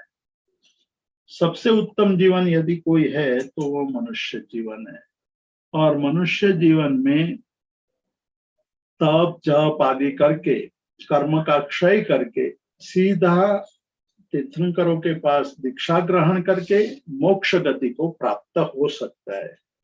तो मोक्ष गति की प्राप्ति के लिए संयम आवश्यक है। मोक्ष गति की प्राप्ति के लिए मनुष्य भव आवश्यक है, पंचेंद्रिय की पटुता आवश्यक है। इस प्रकार से अलग अलग आवश्यकता योग्यता का कथन करके ये बताया कि यदि आप में अल्प, बहुत अल्प आरंभ है, अल्प परिग्रह है, स्वभाव से रुजुता है और मार्दव मतलब मृदुता है, वही जीव पुनः मनुष्य बन सकता है। निशील व्रतत्वं च सर्वेशाम, सर्वेशाम मतलब नारक गति की बात की, फिर उसके बाद मनुष्य गति की बात कही, तिर्यंच गति की बात कही। तो ये सारी गतियों में परिभ्रमण करने वाले जीव को कैसा, कौन सी गति मिलेगी? तो यहाँ कहते हैं कि जीव जब जीर्ण होता है तब तो उनके लिए मैं कह सकता हूँ कि वो मोक्ष में जाएंगे।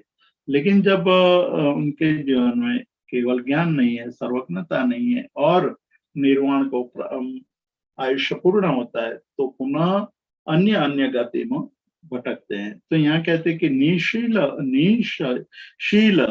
व्रतत्वं च सर्वेशाम, चारित्र रहित, शील रहित जीव का व्रतत्व यानी व्रत का पालन उनके लिए सभी प्रकार के आयुष्य का बंध करने वाला है।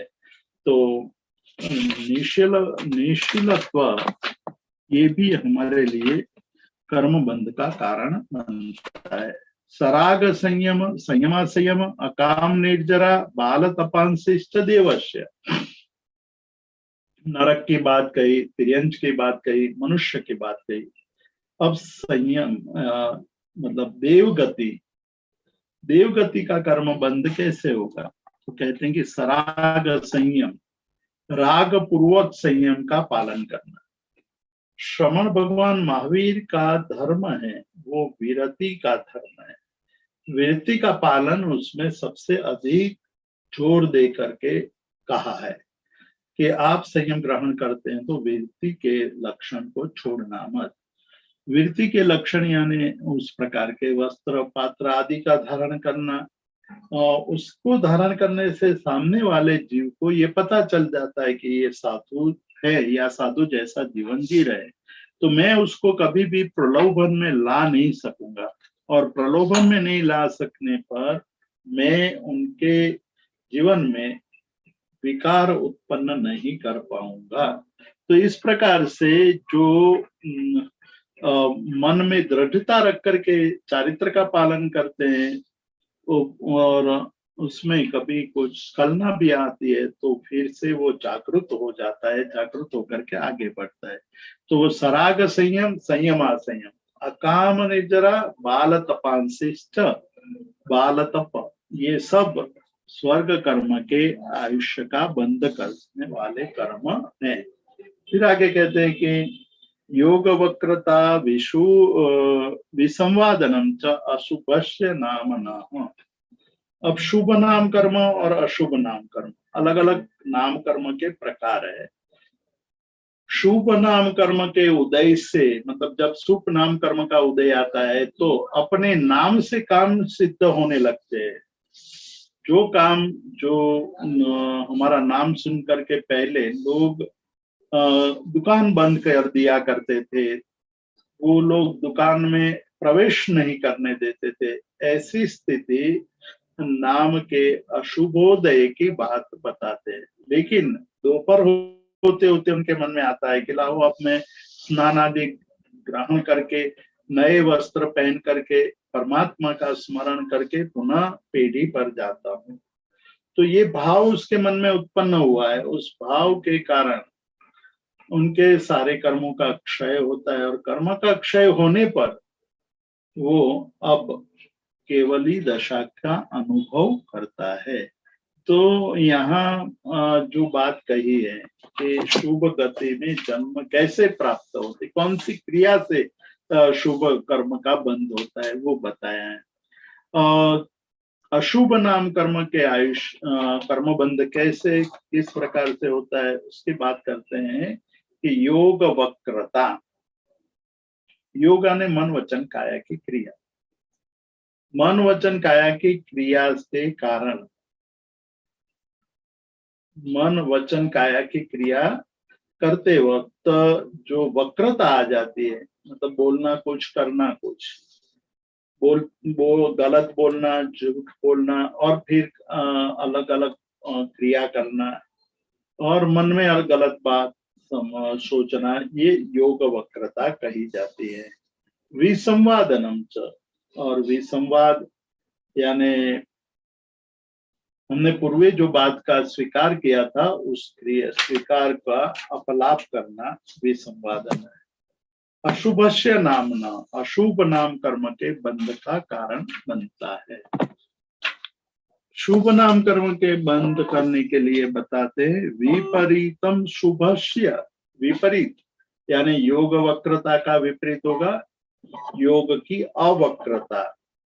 अब योग की अवक्रता रहेगी, मतलब जैसा हम मानते हैं वैसा ही बोलेंगे, जैसा बोलते हैं वैसा ही करेंगे, जैसा करेंगे वैसा ही चिंतन करेंगे। इस प्रकार की क्रिया को विसंवादन, योग वक्रता विसंवादनम, मतलब योग की कुटिल प्रवृत्ति तथा जो विसंवाद है वो हमारे अशुभ नाम कर्म का बंद कराने वाले थे, उसका विपरीतम यानी उसको विपरीत रूप से हम जब पालन करेंगे, योग की अवक्रता का आचरण करेंगे और विसंवादन की जगह पर अविसंवादन का आचरण करेंगे तो शुभस्य यानी शुभ नाम कर्म का बंध पड़ेगा। उससे हमारे जीवन में जो कर्म बंध होगा वो शुभ नाम कर्म का बंध पड़ेगा। तद विपरीतम शुभस्य, अब आगे चल करके बताते हैं। जैन धर्म में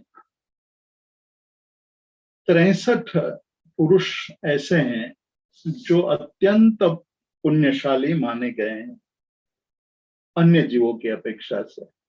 इसमें गिनते हैं कि 24 तीर्थंकर वो सबसे ज्यादा पुण्यशाली है, सबसे ज्यादा आगे है।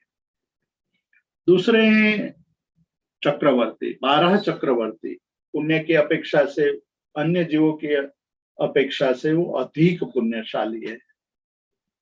12 चक्रवर्ती, 9 वासुदेव, 9 प्रतिवासुदेव और 9 बलदेव, ये सबको मिला करके हम गिनती करें, जोड़ कर दे तो हमें जो जवाब मिलेगा वो 63 का जवाब मिलेगा।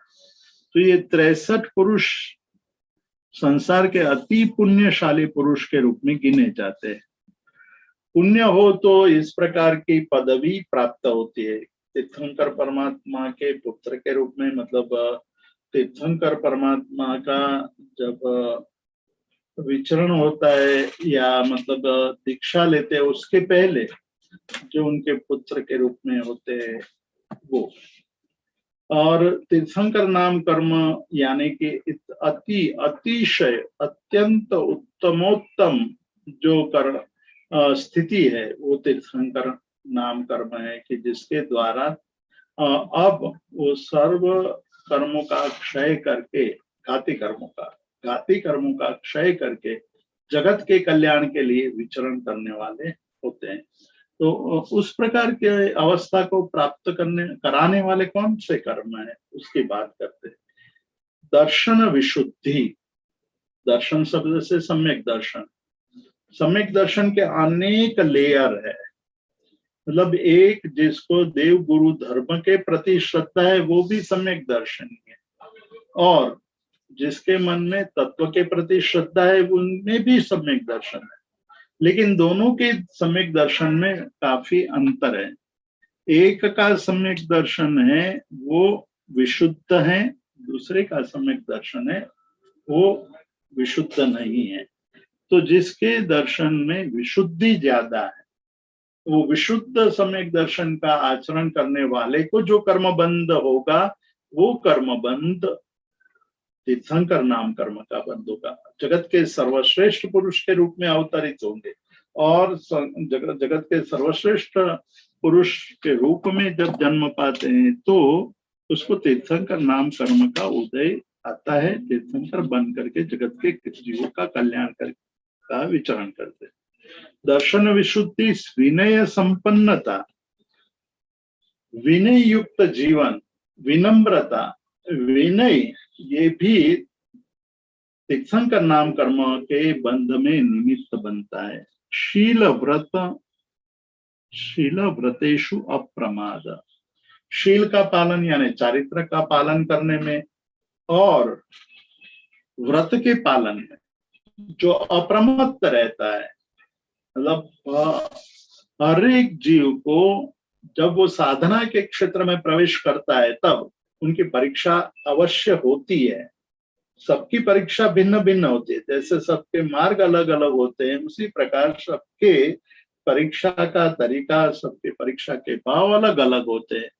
तो यहाँ कहते हैं कि अतिचार रहित व्रतों का पालन, जिसमें कोई भी प्रकार के अतिचार दोष न रहे, अतिचार दोष रहित जब जीवन जीते हैं तब उनको जो कर्मबंध होगा वो पुण्य कर्म बंध होगा। पुण्य का ही कैसा पुण्य, फिर वो सामान्य पुण्य नहीं, वो तीर्थंकर नाम कर्म का पुण्य। तो तीर्थंकर नाम कर्म के पुण्य के लिए जो आवश्यकता है वह है व्रतेषु अनतिचार, व्रत में अतिचार यानी व्रत में किसी भी प्रकार का दोष न लगे। अभिक्षण और बार बार संयम का पालन करना। ज्ञान और उपयोग, ज्ञानोपयोग संवेगो शक्ति त्याग तपसी। तो यहाँ कहते हैं कि उपयोग, ज्ञानोपयोग, संवेग, शक्ति अनुसार त्याग, तपश्चर्या, संघ का बहुमान करना, साधु का बहुमान सम्मान करना, समाधि का पालन करना, व्यावृत्ति यानी सेवा भाव से सभी छोटे बड़े साधुओं का सम्मान करना, आचार्य, बहुश्रुत और प्रवचन के प्रति भक्ति, प्रवचन यानी शास्त्र, आगम, आगम के प्रति भक्ति भावना, आवश्यक अपरिहानी, निर्दोष चारित्र का पालन करना, मार्ग प्रभावना, अपने से हो सके उतनी मार्ग की प्रभावना करना, मार्ग की रक्षा करना, ये और प्रवचन वत्सलत्वम, प्रवचन के प्रति वात्सल्य भाव, ये सारे तीर्थंकर नाम कर्म के बंध की क्रियाएं हैं। तो इस प्रकार का जीवन जीने से हमारे जीवन में जो कर्म बंध होगा वो तीर्थंकर नाम कर्म का बंध कराएगा।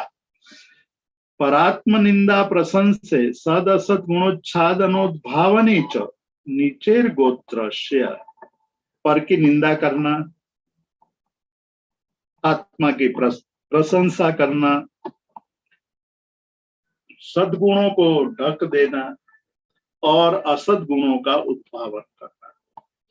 मनुष्य का एक विचित्र स्वभाव है कि अपने दोष को तो वो छिपाता है और दूसरे के दोषों को बढ़ा चढ़ा करके बताता है।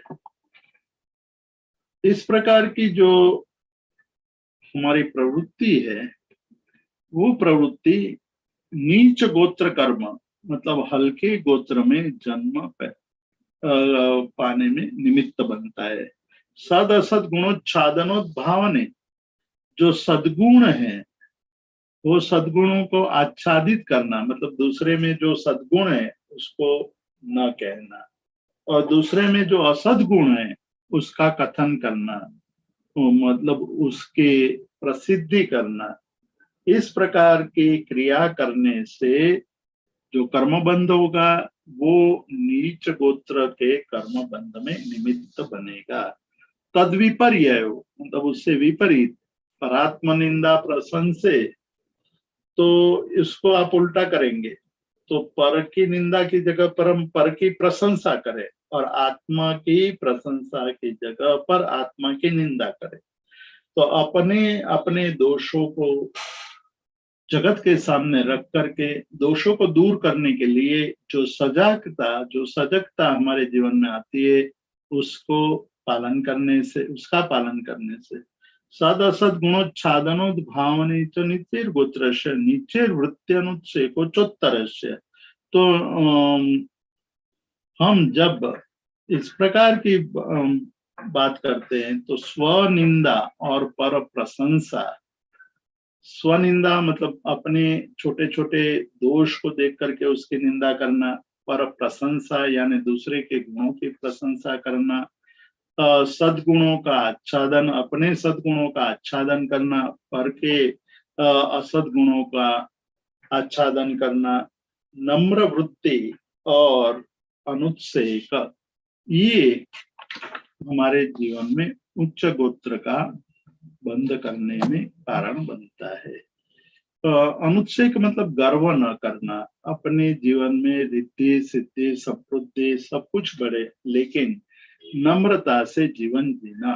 विघ्न करणम अंतरायस्य, किसी और जीवों को उनके कार्यों में विघ्न डालना, अंतराय कर्म, जो 8वां कर्म है वो अंतराय कर्म है। दानांतराय, लाभांतराय, भोगांतराय, उपभोगांतराय और वीर्यांतराय, अंतराय कर्म के 5 प्रकार है।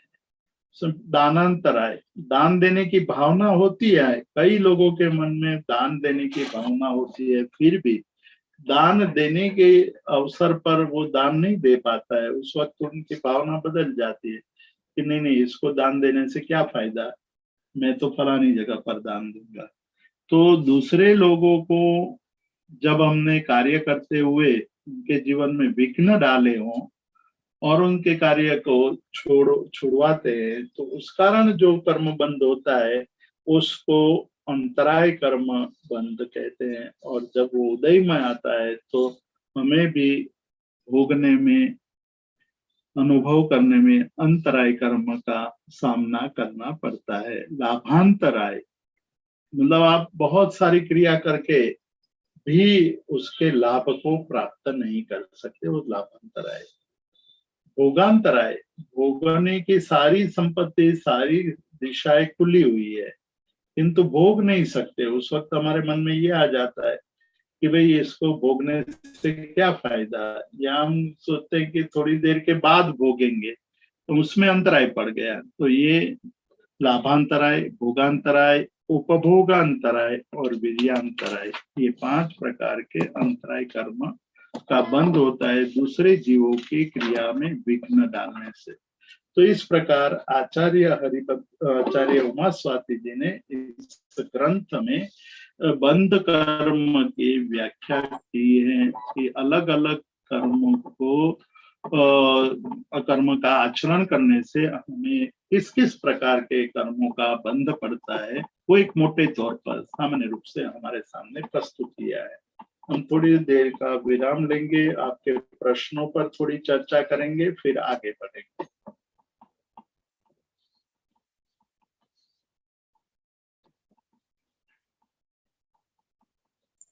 किसी को कोई प्रश्न पूछना है तो हैंड रेज करके प्रश्न पूछ सकते हैं।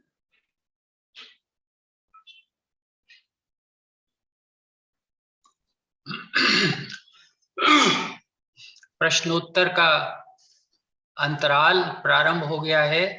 यदि आपके मन में कोई जिज्ञासा हो अथवा कोई शंका हो या कोई विषय थोड़ा सा अस्पष्ट रह गया हो, आज के प्रवचन में, साथ ही यदि पिछले जो 4 व्याख्यान हो चुके हैं उनमें से भी यदि कोई प्रश्न हो, तो आज क्योंकि अंतिम दिवस है तो आप आदरणीय विद्वान हमारे प्रोफेसर श्री जितेंद्र भाई शाह जी से अपनी शंका का समाधान, अपने प्रश्नों का उत्तर प्राप्त कर सकते हैं।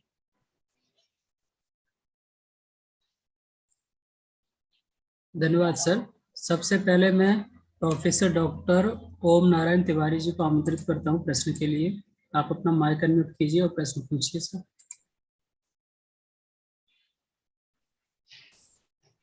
जी जी, सबसे पहले तो हम त्रिपाठी जी को धन्यवाद देंगे कि उन्होंने ये अवसर दिया हमको।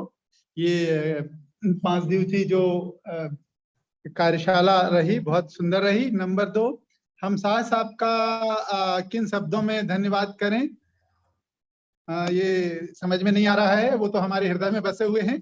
हम उनसे बस एक प्रश्न, थोड़ी जिज्ञासा थी, तो हमने सोचा कि सही व्यक्ति से सही प्लेटफॉर्म में ये बात रखना चाहिए तो अन्य को भी लाभ होगा। ये जो प्रथम अध्याय है मोक्ष शास्त्र तत्वात् सूत्र का, इसी प्रकार योग सूत्र का जो अंतिम अध्याय का अंतिम सूत्र है जिसमें कैवल्य की बात होती, तो वो कैवल्य और मोक्ष इन दोनों में क्या भेद है, क्या समानता है, किस रूप में हम इनको ले सकते हैं, क्या थोड़ा सा मार्गदर्शन करेंगे आप? बहुत अच्छा प्रश्न आपने पूछा है। ये मोक्ष या कैवल्य शब्द का प्रयोग जैन धर्म के दार्शनिक ग्रंथों में हुआ है। केवल पर से कैवल्य शब्द का प्रयोग होता है, निष्पन्न होता है। जब कर्म बंध हुआ है या कर्म से बद्ध आत्मा है, तब जो बद्ध आत्मा है वो मलिन है। मलिन होने के कारण या आवृत्त है, आवृत्त होने के कारण उसके जो मूल गुण है, जो वास्तविक गुण है, जिसकी चर्चा हमने कल भी की थी, परसों पे की थी, अनंत ज्ञान, अनंत दर्शन, अनंत चारित्र और अनंत वीर्य, ये आत्मा के मूल गुण हैं। ये गुण आवृत्त है, आच्छादित है, इसके कारण हमें उसका अनुभव नहीं होता है। हम ज्ञान गुण के धनी है, मतलब अंदर अनंत ज्ञान पड़ा हुआ है, लेकिन ज्ञानावरणीय कर्म के कारण हमें उस ज्ञान का अनुभव नहीं हो रहा है। जब कर्म क्षय करते हुए, मतलब हम साधना करके, निर्जरा करके और संवर करके, पहले संवर निर्जरा, संवर आते हुए कर्म को रोकेंगे, निर्जरा पुराने कर्मों का क्षय करेगा। तो संवर और निर्जरा से आत्मा में पड़े हुए कर्मों का क्षय हो जाएगा। कर्म का क्षय होने के बाद जो विशुद्ध स्वरूप, संपूर्ण विशुद्ध स्वरूप प्राप्त हो जाएगा, तो केवल केवल ज्ञानात्मक स्वरूप, उसको कैवल्य कैवल्य कहते हैं। तो ये कैवल्य ही मुक्त अवस्था है और वो सदेह मुक्ति है, जिसको वेदांत में सदेह मुक्ति कही है। और जब आयुष्य का भी क्षय हो जाएगा तो विदेह मुक्ति हो जाएगी। तो दोनों अवस्था में आत्मा कैवल्य दशा में होता है, क्योंकि अब कर्म बंद होना नहीं है। जिस प्रकार से सुवर्ण के रूप में हमें प्राप्त हो जाए, विशुद्ध सुवर्ण के रूप में, तो उस पर आप धूल डालो या कीचड़ डालो, कुछ भी डालो, तो वो फिर से मलिन या दूषित नहीं होगा। इसी प्रकार एक बार हम कैवल्य यानी केवल ज्ञानात्मक स्वरूप को प्राप्त कर लेते हैं, केवल दर्शनात्मक स्वरूप, केवल सुखात्मक स्वरूप, और केवल हमारा शक्ति, हमारी जो शक्ति है वो दशा हम जब प्राप्त कर लेते हैं तो फिर मलिनता नहीं आती है, तो उसी को कैवल्य दशा कहिए।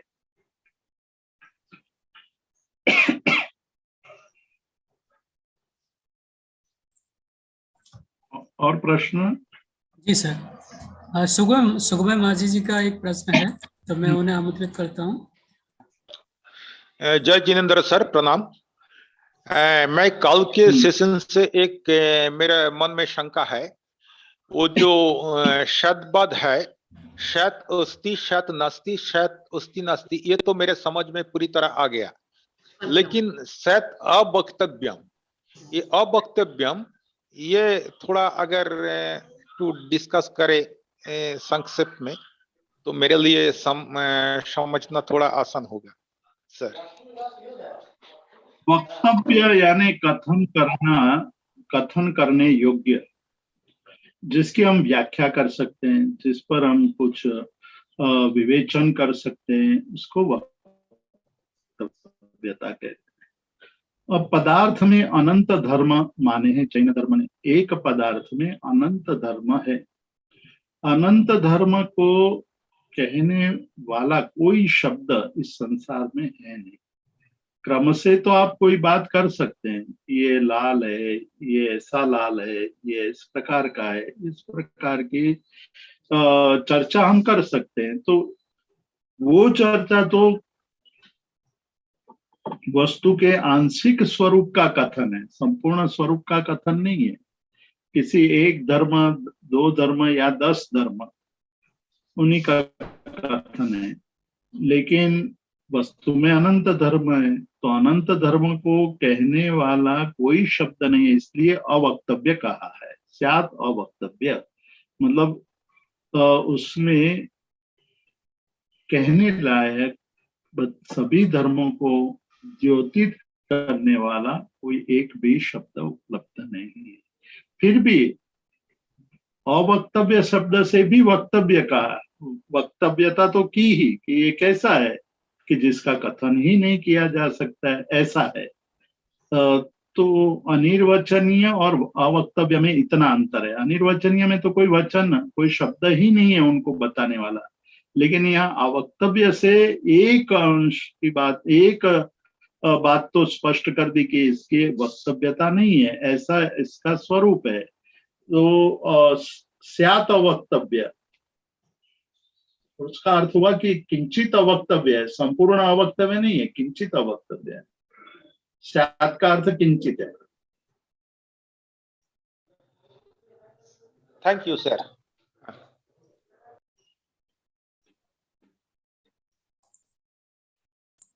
और किसी का भी यदि कोई प्रश्न है तो रेज हैंड कर सकते हैं अभी।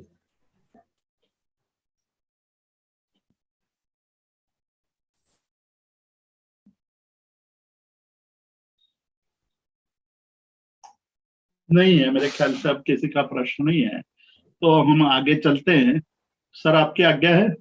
हाँ बिल्कुल, हाँ प्रारंभ करें, क्योंकि अभी हम प्रतीक्षा कर रहे हैं बाल गणपति जी की, लेकिन वो शायद 5-10 मिनट बाद उपस्थित होंगे। ओके। तत्वार्थाधिगम सूत्र में वाचक वर्य उमा स्वाति जी ने जैन दर्शन के तत्वों का संग्रह किया है। हमने 6 अध्याय तक जीव तत्व, अजीव तत्व और बंध तत्व की चर्चा की, या आश्रव तत्व की चर्चा की कि आश्रव कर्म का आगमन किस प्रकार की, कौन कौन सी क्रिया करने से होता है।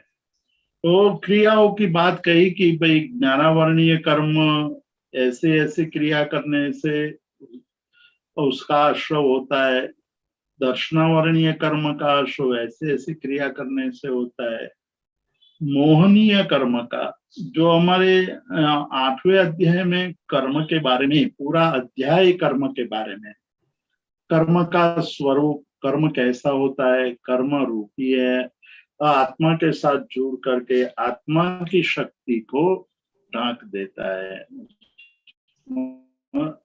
उसको आवृत्त कर देता है। इसीलिए ज्ञान को आवृत्त करने वाले कर्म को ज्ञानावरणीय कहा है, दर्शन को आवृत्त करने वाले कर्म को दर्शनावरणीय कहा है। अनुभूति, संवेदन, वेदन कराने वाले कर्म को वेदनीय कर्म, सुख के अनुभूति कराने वाले, वेदन कराने वाले कर्म को शाता वेदनीय कर्म, और दुख पीड़ा आदि का हमें जो अनुभूति कराने वाला कर्म है वो अशाता वेदनीय कर्म है। मोह उत्पन्न करने वाला मोहनीय कर्म, मोहनीय कर्म के दो भेद, दर्शन मोहनीय और चारित्र मोहनीय। दर्शन मोहनीय कर्म के कारण हमारे अंदर एक प्रकार की मिथ्या भावना उत्पन्न हो जाती है। मिथ्या का यहाँ अर्थ जैन दर्शन में मिथ्यात्व का अर्थ किया है कि जो सत को असत माने और असत को सत माने, ये मूल बात कही। दूसरी बात ये कही कि जो सुदेव सुगुरु सुधर्म को, सुदेव सुगुरु सुधर्म न माने, कुदेव कुगुरु कुधर्म को सुदेव सुगुरु सुधर्म माने, ये दूसरी बात कही। तीसरी बात ये कही जो आगे प्रारंभ में ही हमें बताया कि समय दर्शन ज्ञान चारित्राणि मोक्ष मार्ग तद्दानम सम्यक दर्शनम। तो तत्वार्थ, तत्व में श्रद्धा रखना वो सम्यक दर्शन है, और अतत्व में श्रद्धा रखना मिथ्या दर्शन है। अतत्व मतलब जो तत्व ही नहीं है, उस तत्व, अतत्व में तत्व की श्रद्धा रखना, तत्व मानना, वो मिथ्या दर्शन है। तो मिथ्या दर्शन जब तक पड़ा हुआ है तब तक आध्यात्मिक विकास हो नहीं सकता है। आध्यात्मिक विकास के लिए सबसे पहले मिथ्यात्व का निराकरण करना पड़ेगा, और मिथ्यात्व का निराकरण होता है व्रत का पालन करने से, व्रत आदि का पालन करने से। तो व्रत क्या है, व्रती क्या है, अव्रत क्या है, हमने 6ठे अध्याय के प्रारंभ कषाय अव्रत क्रिया पंच चतुः पंचविंशति संख्या पूर्व से वेदा। इंद्रिय 5 है, कषाय 4 है, अव्रत 5 है। व्रत और अव्रत, व्रत का विरोधी होगा अव्रत।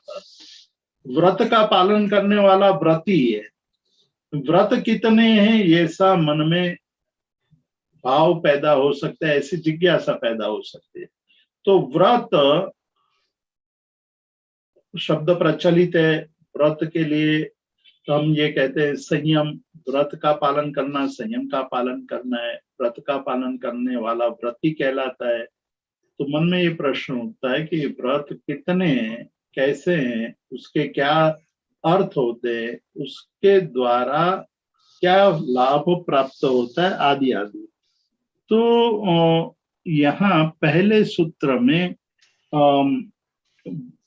व्रत का विवरण करते हैं, व्रत की चर्चा करते हैं कि हिंसा मतलब जीवों की हत्या करना, अनृत असत्य बोलना, स्तेय चोरी करना, अब्रह्म यानी मैथुन का सेवन करना, परिग्रह यानी वस्तुओं का संग्रह करना, ये 5 जो है उससे विरत हो जाना, विरक्त हो जाना, उसी को व्रत कहते हैं। तो व्रत की व्याख्या हुई कि हिंसा, नृत, स्थेय, अब्रह्म परिग्रहेभ्यो विरतिर व्रतम।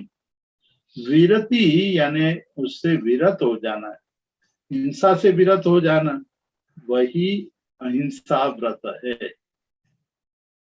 अनृत से अटक जाना, उसे अनृत को छोड़ देना, वही सत्य व्रत का पालन है। स्थेय से अटक जाना, वो अस्तेय व्रत है। अब्रह्म को छोड़ देना, उससे अटक जाना, वो ब्रह्मचर्य है। और परिग्रह से अटकना अपरिग्रह व्रत। ये बहुत सरलता से व्याख्या की। देश सर्वतो अणुर्महति, या कहते हैं जैन धर्म का एक बहुत ही प्रचलित शब्द है अणु व्रत और महाव्रत। अणुव्रत शब्द का जब हम श्रवण करते हैं, सुनते हैं, तो हमें मन में जिज्ञासा पैदा होती कि अणुव्रत शब्द क्या है, अणु का क्या अर्थ है। आपने सुना होगा कि आचार्य श्री तुलसी ने कुछ सालों पहले अणुव्रत आंदोलन शुरू किया था। मूल बात तो ये थी कि उस समय अणुबम का प्रयोग हुआ था दूसरे विश्व युद्ध में, और पूरे विश्व में अणु की चर्चा हो रही थी। तो उन्होंने कहा कि भाई हम तो अणुव्रत की चर्चा करेंगे, अणुव्रत का आंदोलन चलाएंगे। गांव अणुव्रत शब्द का अर्थ क्या है और महाव्रत का अर्थ क्या है, तो उसी की व्याख्या करते हैं। देश सर्वतो अणुर्महति। देश सर्वतो, देश यानी आंशिक रूप से, व्रत का पालन, क्योंकि व्रत की चर्चा चल रही है। पहले सूत्र में हमें व्रत की बात कही है कि हिंसा, नृत, स्थेय, ब्रह्म परिग्रहेभ्यो विरतिर व्रतम। विरति मतलब हिंसा, अस्तेय, चोरी, स्थेय, चोरी, अब्रह्म और परिग्रह से मुक्त होना, वही विरति है। तो विरति यानी व्रत का पालन, व्रत का पालन करने वाला व्रती है। वो व्रती जब आंशिक रूप से व्रत का पालन करता है तो उसको अणुव्रत कहते हैं। देश का मतलब है आंशिक रूप से। सर्वतः, क्योंकि सर्वतः शब्द के आधार पर हमें देश का प्रयोग करेंगे, तो देश शब्द का अर्थ करेंगे तो तुरंत समझ में आ जाएगा कि आंशिक रूप से जब पालन होता है तो उसको अणुव्रत कहते हैं, और सर्व रूप से जब पालन होता है तब वो महाव्रत कहलाता है। तो संसार में अणुव्रत शब्द का यहाँ जो प्रयोग है वो एक अलग सैद्धांतिक रूप से किया है, और महाव्रत का भी सैद्धांतिक रूप से उसका अर्थ होगा। मूल शब्द जो आगम आदि में हमें प्राप्त होता है वह है प्राणातिपात विरमण व्रत। प्राणातिपात यानी हिंसा, उससे अटक जाना, विरमण उसको अटकने वाला व्रत है, उसका आचरण करने वाला जो अवस्था है, व्रत है, उसको अहिंसा व्रत कहते हैं। प्राणातिपात विरमण व्रत। उसी तरह मृषावाद विरमण व्रत, मृषावाद से अटकना, मृषावाद असत्य भाषण, उससे विरमण अटकना, इस प्रकार का जो आचरण है वो मृषावाद विरमण व्रत कहते हैं। अदत्तादान, अदत्त आदान, किसी भी मालिक की परमिशन के बिना कोई भी वस्तु का ग्रहण करना वो चोरी है, इसलिए यहाँ अदत्त शब्द का प्रयोग किया है। अदत्त, जो न दी हो ऐसी वस्तुओं का आदान यानी ग्रहण करना, उसको लेना, वो अदत्ता दान चोरी, उसका विरमण यानी कि त्याग, उसी को अदत्ता दान विरमण व्रत कहते हैं। मैथुन विरमण व्रत मतलब मैथुन, आगे देखेंगे हम, मैथुन की बात करेंगे। उससे अटक जाना, मैथुन से अटक जाना, तो विषयों के प्रति जो हमारा आकर्षण है उसको तोड़ना, उसको छोड़ना, वो मैथुन विरमण व्रत है। परिग्रह विरमण व्रत, तो परिग्रह से अटकना, परिग्रह है वस्तुओं का संग्रह करना, आवश्यकता से अधिक जब हम वस्तुओं का संग्रह करते हैं तो वो परिग्रह माना है। जब जितने जरूरियात है उतनी वस्तुओं से अधिक वस्तु रखना वो परिग्रह है। तो परिग्रह से मुक्त होना वो परिग्रह विरमण व्रत है। अब यहाँ एक शब्द और प्रयुक्त होता है, स्थूल परिग्रह विरमण व्रत या स्थूल प्राणातिपात विरमण व्रत। स्थूल का अर्थ है महाव्रत की अपेक्षा कम, और जब महाव्रत की अपेक्षा कम मतलब महाव्रत में ये नियम लिया जाता है कि मैं मन, वचन और काया से हिंसा करूंगा नहीं, करवाऊंगा नहीं और करने वाले की अनुमोदना नहीं करूंगा। तो ये 9 प्रकार हो जाएंगे, 3 को 3 से गुणाकार करेंगे तो 9 होंगे कि 9 कोटि परिशुद्ध अहिंसा व्रत का पालन करना वो महाव्रत है, और उससे कम, उससे अल्प, थोड़ा अल्प ऐसा पालन करना, उस प्रकार से पालन करना वो स्थूल प्राणातिपात विरमण व्रत। स्थूल प्राणातिपात विरमण व्रत मतलब कि जब गृहस्थ अवस्था में उपासक होता है तो उस वक्त वो अनुमोदना को छोड़ नहीं सकता है।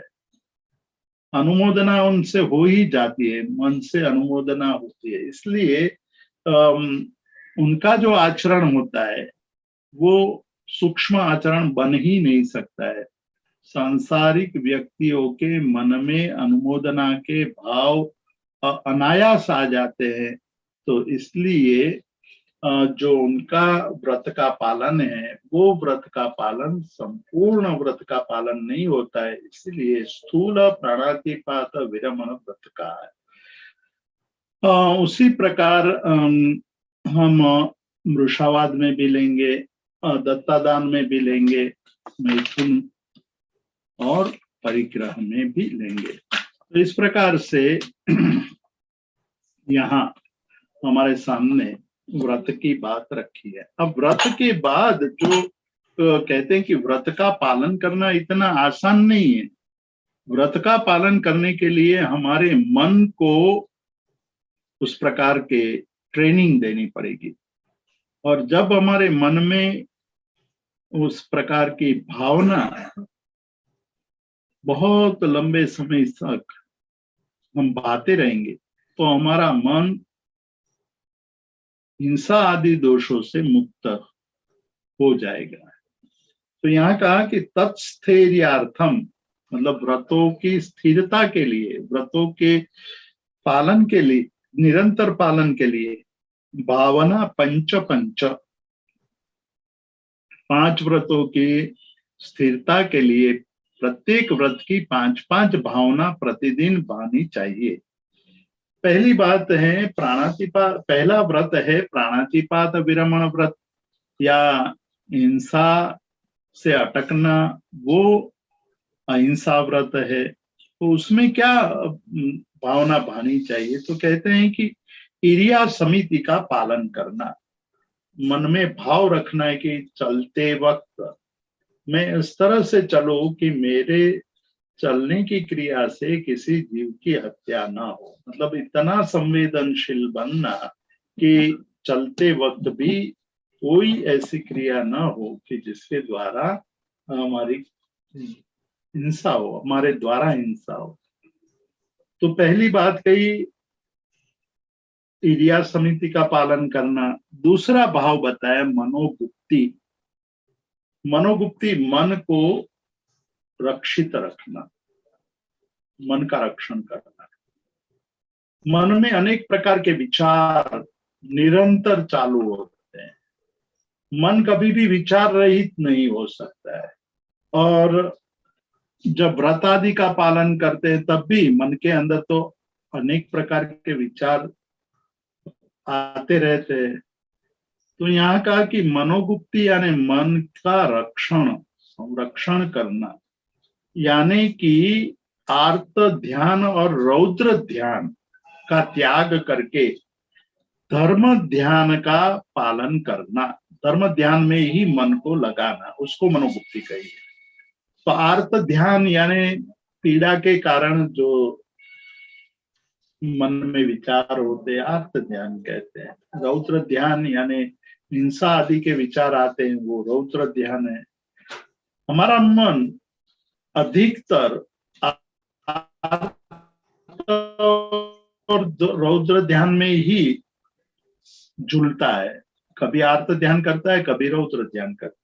आर्त और रौद्र ध्यान की विशद व्याख्या विस्तार से विचारणा 9वें अध्याय में वाचक और उमा स्वाति ने की है। वो भी हमारे पास समय नहीं है कि हम पूरे के पूरे सारे चारों ध्यान के बारे में चर्चा करें। जैन धर्म में ध्यान पद्धति क्या है, वो सारी बातें हमें 9वें अध्याय में वाचक और उमा स्वाति ने कहा है। अब यहाँ ये है, अन्य धर्मों में केवल ध्यान की व्याख्या करते वक्त ये कहा कि जो शुभ ध्यान है वही ध्यान है। लेकिन जैन धर्म ने कहा कि ध्यान का अर्थ है एकाग्र चित्त वृत्ति निरोध, उत्तम सहनस्य एकाग्र, जो एकाग्रता है वही ध्यान है। यहाँ शुभ अशुभ की बात न करते हुए उसको सामान्य रूप से ये कहा कि उत्तम सहनस्य एकाग्र चित्त निरोधो ध्यानम, चित्त का निरोध, चित्त पर विजय प्राप्त करना, वो या चित्त का उसमें लीनता, वो ध्यान है। तो जब हम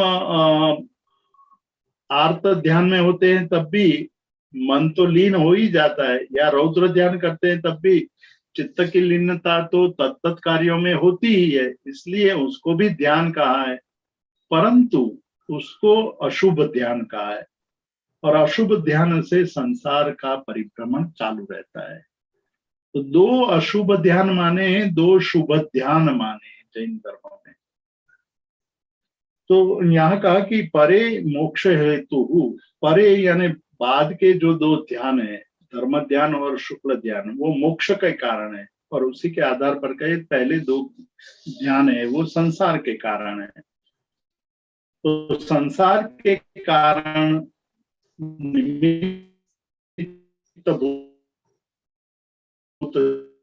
जो ध्यान है आर्त और रौद्र ध्यान कहा है। और धर्म और शुक्ल ध्यान, धर्म वो धर्म मन को उसी में लगा दे, मन में और विचार आने न दे। तो उसके लिए क्या कहा कि धर्म ध्यान है वो 4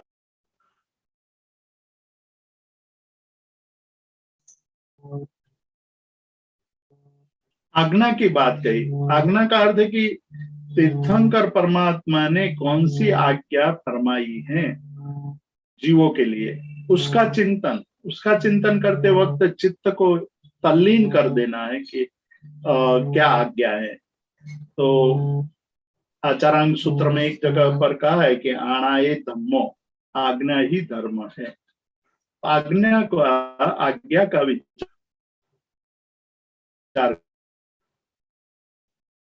करना, इस प्रकार से विपाक का विचार करना,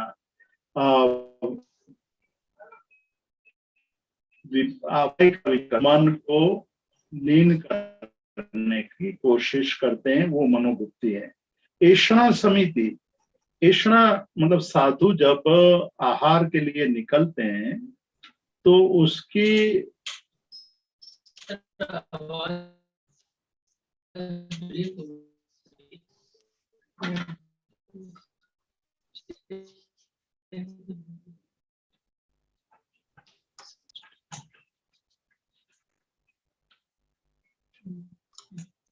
आवाज नहीं आ पा रही है, कहीं कुछ इंटरनेट में गड़बड़ी है। वीडियो तो चलो ठीक है कुछ, लेकिन वो भी मूविंग नहीं है, लेकिन ध्वनि नहीं है बिल्कुल। अब आ रही है आवाज? लेकिन अब आप एकदम जड़ीभूत हो गए, हिलडुल नहीं रहे।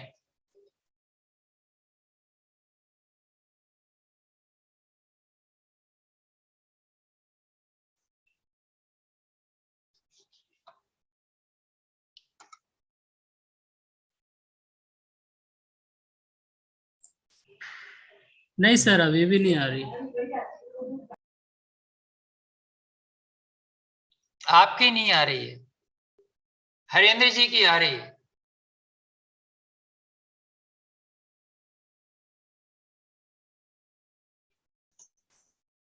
अब आ रही है आवाज? हाँ, बाकी आ रही है। अब स्पष्ट रूप से आ रही है हाँ, कि अब उसमें कोई ठीक आ प्रॉब्लम रही आ? है। ओके। ऐषणा समिति मतलब जब आहार आदि के लिए साधु अलग अलग घरों में गवेषणा करते हैं, तो उस समय उपयोग पूर्वक विचरण करना, वो ऐषणा समिति है। आदान निक्षेपणा समिति, उसका चिंतन करना, मतलब वस्तु को लेते समय और रखते समय जहां से लेनी है वहां भी कोई जीव जंतु की हत्या न हो जाए, और जहां रखनी है वहां भी कोई भी जीवों की हत्या न हो जाए, उतना सूक्ष्म निरीक्षण पूर्वक आचरण करना, वो आदान निक्षेपणा समिति है। आलोकित भक्तपान, भोजन, जब हम भोजन लेते हैं तो आलोकित भक्तपान, उसका आलोकन करना, उसका विचार करना कि मैं ये जो आहार आदि कर रहा हूँ वो निर्दोष है या सदोष है। सदोष है तो मैं उसको ग्रहण करूँ या नहीं कर सकता हूँ, और नहीं कर सकता हूँ तो क्यों नहीं कर सकता हूँ, आदि विचार करना आलोकित भक्तपान का विचार है। तो इस प्रकार से प्रथम महाव्रत या प्रथम अणुव्रत के पालन के लिए इन सभी बाबतों का ख्याल करना चाहिए, जिससे हमारा महाव्रत या अणुव्रत का पालन स्थिरता पूर्वक हो जाएगा। और स्थिरता पूर्वक होए इसीलिए यहाँ कहा कि तत्स्थैर्यार्थम, यानी कि व्रत की स्थिरता के लिए भावना पानी चाहिए। पंच पंच, 5 व्रतों की 5 भावनाओं का विचार करना चाहिए। दूसरे महाव्रत के लिए कहा अनुविचि भाषण। अनुविचि, अनुविचि मतलब विचार पूर्वक, भाषण मतलब बोलना। हमें भाषा, जो दूसरा व्रत है वो व्रत है मृषाबाद विरमण व्रत है, असत्य का त्याग करने वाला व्रत। सत्य वचन बोलना, मृषा वचन नहीं बोलना है। तो वचन बोलते वक्त हमें ये विचार करना कि मैं जो बोल रहा हूं वो हितकारी है या नहीं, मित मतलब अल्प है या नहीं, पथ्य स्वरूप है कि नहीं, प्रिय है कि नहीं, इस प्रकार के विचार कर दिया था उन्होंने। जब हम भाषण करते या बोलते हैं तो हमारा व्रत का पालन सरल हो जाता है। क्रोध प्रत्याख्यान मतलब मन में अब संकल्प कर ले कि हम अब क्रोध नहीं करेंगे। क्रोध के कारण ही असत्य वचन, वृषावाद बोलने का शुरू हो जाता है। जब क्रोध आता है तो हम यथवा तत्वा बोल करके असत्य का आचरण करते हैं। लोभ के कारण असत्य का वचन बोलते हैं, इसलिए लोभ का प्रत्याख्यान करना, लोभ का नियम कर लेना कि मैं लोभ नहीं करूंगा। भय प्रत्याख्यान यानी भय को त्याग देना, भय से मुक्त होकर के जीवन जीने की कोशिश। हास्य प्रत्याख्यान मतलब हंसी मजाक नहीं करना। तो इस प्रकार से 5 प्रकार की भावना पाने से हमारे जीवन में वृषावाद विरमण व्रत का पालन अच्छी तरह और स्थिरता पूर्वक हो जाएगा। तो 5 भावना इनकी बताई, मतलब वृषावाद विरमण व्रत की 5 बताई। अब अदत्ता दान विरमण व्रत की 5 भावनाएं बताते हैं। अनुविची अवग्रह याचना।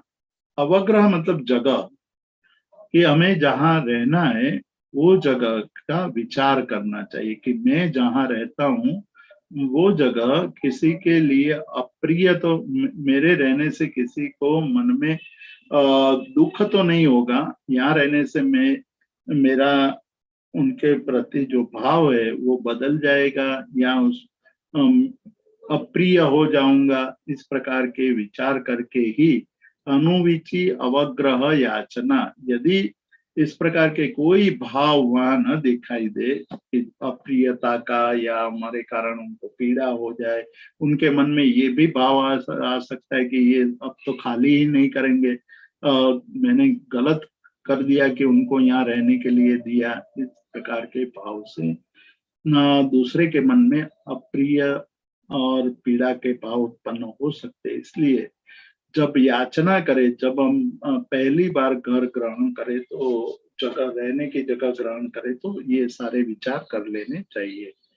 दूसरी बात कही कि वारंबार अवग्रह की याचना, मतलब बार बार अवग्रह की याचना करनी चाहिए। अवग्रह का अवधारण करना चाहिए। समान धार्मिक अवग्रह की याचना करनी चाहिए। अनुज्ञापित पान भोजन, गुरु की आज्ञा लेकर ही भोजन पान ग्रहण करना चाहिए। थोड़ी तात्विक बात भी है, थोड़ी सैद्धांतिक बात है, और उसमें जो अचौर्य अदत्ता दान है उससे बचने के लिए किस प्रकार का आचरण करना चाहिए उसका भाव भी इसमें आ जाता है। चौथे महाव्रत के लिए, चौथे महाव्रत का पालन करने के लिए ये बताया कि स्त्री, पशु, पंडक, संस्तव, वसति वर्जन। तो जहां स्त्री का आवागमन है, जिसको ब्रह्मचर्य व्रत का पालन करना है, उसको ऐसी जगह पर रहना चाहिए कि जहाँ स्त्रियों का, पुरुष के लिए और स्त्री के लिए पुरुष का आवागमन बहुत नहीं होना चाहिए। यदि बहुत आवागमन हो रहा है तो उसके ब्रह्मचर्य व्रत में स्खलना होगी। पशुओं का आवागमन नहीं होना चाहिए, नपुंसक का आवागमन नहीं होना चाहिए, और ऐसे स्थान में रहना चाहिए कि जो एकांत हो। राग संयुक्त स्त्री कथा वर्जन। जीवन है, कथा के बिना रह नहीं सकते, कथा करते वक्त स्त्री का वर्णन भी आएगा, तो उस वक्त राग संयुक्त, राग से युक्त स्त्री कथा का त्याग, मतलब स्त्री कथा, पुरुष के लिए स्त्री कथा का वर्जन और स्त्री के लिए पुरुष कथा का वर्जन। पुरुष कथा दोष युक्त नहीं मानिए, लेकिन राग पूर्वक पुरुष कथा या राग पूर्वक स्त्री कथा दोष युक्त मानिए। जब हम राग पूर्वक स्त्री कथा करेंगे तो हमारे मन में स्त्री के प्रति और पुरुष के प्रति, स्त्री को पुरुष के प्रति मोह उत्पन्न हो सकता है और उसके साथ भोग भोगने की इच्छा हो सकती है। मनोहर इंद्रिय अवलोकन वर्जन। स्त्री के, पुरुष के लिए स्त्री के अंगों का और उनकी इंद्रियों का अवलोकन नहीं करना चाहिए, और स्त्री के लिए पुरुष के अंगों का अवलोकन नहीं करना चाहिए। पूर्व क्रीड़ा रमण स्मरण वर्जन। पूर्व में यदि कोई शादी करके बाद में संयमित होता है तो उसने अपने वैवाहिक जीवन में जो स्त्री के साथ भोग भोगे हैं उस भोग का स्मरण त्याग देना है। यदि वो उसको बार बार स्मरण में आता रहेगा तो उसके लिए ब्रह्मचर्य का पालन मुश्किल हो जाएगा। और स्त्री के लिए पुरुष के साथ जो भोग भोगे हैं वो बार बार याद आता रहेगा तो उसके लिए ब्रह्मचर्य का पालन संभव नहीं हो पाएगा। प्रणीत रस भोजन वर्जन। अति गरिष्ठ मतलब गरिष्ठ आहार का त्याग, अति गरिष्ठ भोजन का त्याग। सात्विक और सादा भोजन यदि ले, स्निग्ध और मधुर रस वाले आहार को अति प्रणीत रस कहा है। यहाँ शब्द मूल शब्द तो है प्रणीत रस भोजन त्याग। प्रणीत यानी स्निग्ध यानी घी तेल, और मधुर यानी मीठा यानी मिठाई। मिठाई का है आहार ग्रहण करने वाला, मीठा ज्यादा खाने वाले के लिए ब्रह्मचर्य का पालन करना मुश्किल हो जाता है। तो यहाँ उसका वर्जन, ये भावना बताई कि भाई ब्रह्मचर्य का पालन करना है तो ये 5 बातों का पालन करना आवश्यक है, भावना बानी आवश्यक है। 5वें महाव्रत में ये कहा कि स्पर्श रस गंध रूप और शब्द, ये 5 विषयों जब मनोज्ञ यानी मन को प्रिय हो, इष्ट हो, उस ऐसे पदार्थों को, मतलब जिसका स्पर्श मनोज्ञ है, जिसका रस मनोज्ञ है, जिसका गंध मनोज्ञ है, जिसका रूप मनोज्ञ है, प्रिय है, इष्ट है, और जिसका शब्द प्रिय है, ऐसे वस्तुओं में राग नहीं करना। राग नहीं करेंगे तो वो वस्तु ग्रहण करने की भावना पैदा नहीं होगी, और ग्रहण करने की भावना पैदा नहीं होगी तो वो उसका संग्रह भी नहीं होंगे, तो परिग्रह भी नहीं होगा। तो परिग्रह को अटकाने के लिए, अपरिग्रही बनने के लिए ये कहा कि स्पर्श रस गंध वर्ण और शब्द, उसके विषयों में, मनोज्ञ विषयों में राग नहीं करना और अमनोज्ञ विषय में द्वेष नहीं करना। इस प्रकार से भावना पाने पर हम 5 महाव्रतों का पालन कर सकते हैं, 5 व्रतों का पालन अच्छी तरह कर सकते हैं। अब ये आगे चल करके ये कहा कि हिंसादिषु इहामुत्र च अपाय अवद्य दर्शनम। दूसरी भावना बताते हैं कि हिंसादिषु, हिंसा यानी जो पहला अव्रत है वो, फिर बाकी आदि से बाकी के 4 अव्रत को भी ले लेना है। हिंसा, चोरी, असत्य, अब्रह्म और परिग्रह, उसके द्वारा यदि उसका पालन हम आचरण करते हैं तो इह मतलब इस लोक में, और अमुत्र मतलब अन्य लोक में, परलोक में अपायावद्य दर्शनम, मतलब अवद्य परलोक में करुण विपाक को भोगना पड़ेगा। इस विचारणा करनी चाहिए कि ये 5 अव्रत का पालन करने से इस लोक में भी हमें करुण विपाक भोगने पड़ेंगे, और आने वाले परलोक में भी हमें बहुत दुख भोगने पड़ेंगे। तो यदि हम हिंसा करते हैं, दूसरे को मारते हैं, तो उसका परिणाम हमें भोगना पड़ेगा। कभी कभी इसी भाव में जब भोगना पड़ेगा, और यहाँ कम भोगना पड़ेगा तो आने वाले भाव में भोगना पड़ेगा। चोरी करेंगे तो हमारी वस्तुओं की भी चोरी होगी, हमारी वस्तु भी लोग चोरी करके ले जाएंगे, तो इस लोक में और भविष्य में भी उसके परिणाम भोगने पड़ेंगे। तो इस प्रकार से हिंसादिषु यहाँ मूत्र चापाय वद्य दर्शनम, ये भावना भी पानी चाहिए कि सामान्य रूप से हम ये अव्रत का आचरण करेंगे तो उसका दुख भोगना पड़ेगा, उसका फल हमें भोगना पड़ेगा। और वो फल क्या है? दुखम एव वा। सभी हिंसादि अव्रत दुख स्वरूप ही है, मतलब वो सुख कभी दे नहीं सकते। ऐसा विचार जब हमारे मन में स्थिर हो जाता है तो अव्रत का आचरण छूटता है, व्रत का पालन सरल हो जाता है। महाव्रतों की स्थिरता के लिए और 4 भावना की बात कही है, बहुत प्रसिद्ध भावना है। वो है मैत्री, प्रमोद, कारुण्य और मध्यस्थ भावना। सत्वों के प्रति, जीवों के प्रति मैत्री भाव, गुणाधिक के प्रति प्रमोद भावना, दुखी जीवों के प्रति कारुण्य भाव और अविनीत के प्रति मध्यस्थ भाव। तो यहाँ एक ही सूत्र के द्वारा चारों भावों के स्वरूप का वर्णन कर दिया और 4 भावों की भी बात कही। मैत्री, प्रमोद, कारुण्य, मध्यस्थानी, सत्व गुणाधिक क्लिश्यमाण विनयेषु। मैत्री सत्वों पर, मतलब सब जगत के सभी जीवों के साथ मैत्री भाव, जगत में जितने भी लोग हमारे से अधिक गुण वाले हैं उनके प्रति प्रमोद भावना, मन में आनंद का भाव कि मैं उतना गुणवान नहीं हूँ, वो इतने गुणवान है, मैं उनकी अनुमोदना करता हूँ, मैं उनकी स्तुति करता हूँ, मैं उनको नमन करता हूँ। कारुण्य भाव मतलब जो दुखी जीव है, जिसको पीड़ा हो रही है, जिसको कर्म के कारण कोई वस्तु नहीं मिल रही है, भूखे हैं, दुखी है, पीड़ित है, ऐसे जीवों के प्रति करुणा भावना। और अविनीत जीव, अविनयी जीव है, जिसको कहने पर भी वो कुछ परिवर्तन नहीं आता है, ऐसे जीवों के प्रति हमारा मध्यस्थ भाव।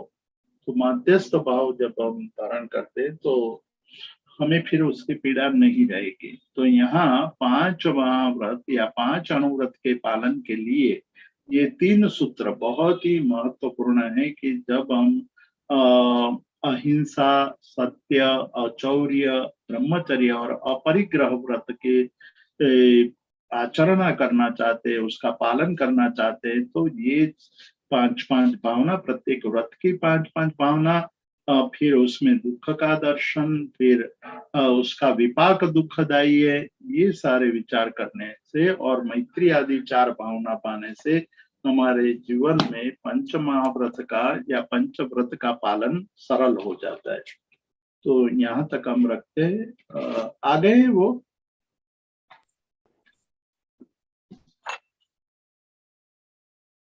त्रिपाठी जी? हाँ, बहुत पहले आ गए थे। Okay.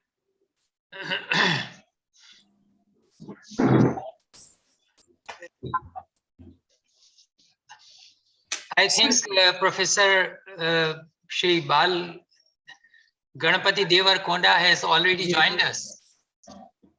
Is he there? Oh, yeah. Hello, sir. Hearty welcome to you. I extend a hearty welcome to you. And we are very glad and we are highly obliged to you that you have kindly agreed to spend your valuable time for us. We would like to hear a few concluding remarks from you by way of valediction to this series of 5 lectures on the quintessence of Tattvartha Sutra, which is one of the fundamental works of Jain philosophy. Now, Professor Devar Konda, I think those of you who do not know him, let me tell you, he is one of the topmost scholars of philosophy, not only of Indian philosophy, but Western philosophy. And a very gentle demeanor and very nice, behavior. It's always a pleasure to meet him and to talk to him. And he's at present, I think he was or he is at present a head of the Department of Philosophy at the Delhi University. So we would be greatly benefited by his remarks. So kindly give a few words by way of concluding remarks or valedictory remarks to this series, which has been going on here for the last 5 days and which has sought to explain or expose this Tattvartha Sutra to us. And there were about 51 participants in all. And I think if Professor Jitendra Bhai Shah told me that he has not yet been able to conclude what completely in toto the quintessence of Tattvartha Sutra, and whatever remains to be said and whatever remains to be exposed, he would complete that in the next session of say 2 or 3 days, which shall be announced on our website. So kindly be watchful for our website, and in this month or in the coming month, in this month itself, most probably, you would have a small, I would say, complimentary session to the Tattvartha Sutra, so that the next few chapters which he has tried to explain today, he has given the gist of those chapters today, but he would like to explain them in detail, and so you should be a little watchful. And now I request Professor Devarakonda to please give your benediction to us. You see, this Mangalacharan at the end is also very important. You see, Mangaladini, Mangalamadhyani, and Mangalantani Bhashanani Prashasyanti. So it says Mangalant. With your remarks, kind remarks, it would be a Mangalanta. The concluding remarks would be very benedictory to us. Namaste. Professor, thank you so much, sir, for those kind words. I hope I am audible. I hope I am audible. Am I audible? Yeah. Am I audible? Yeah.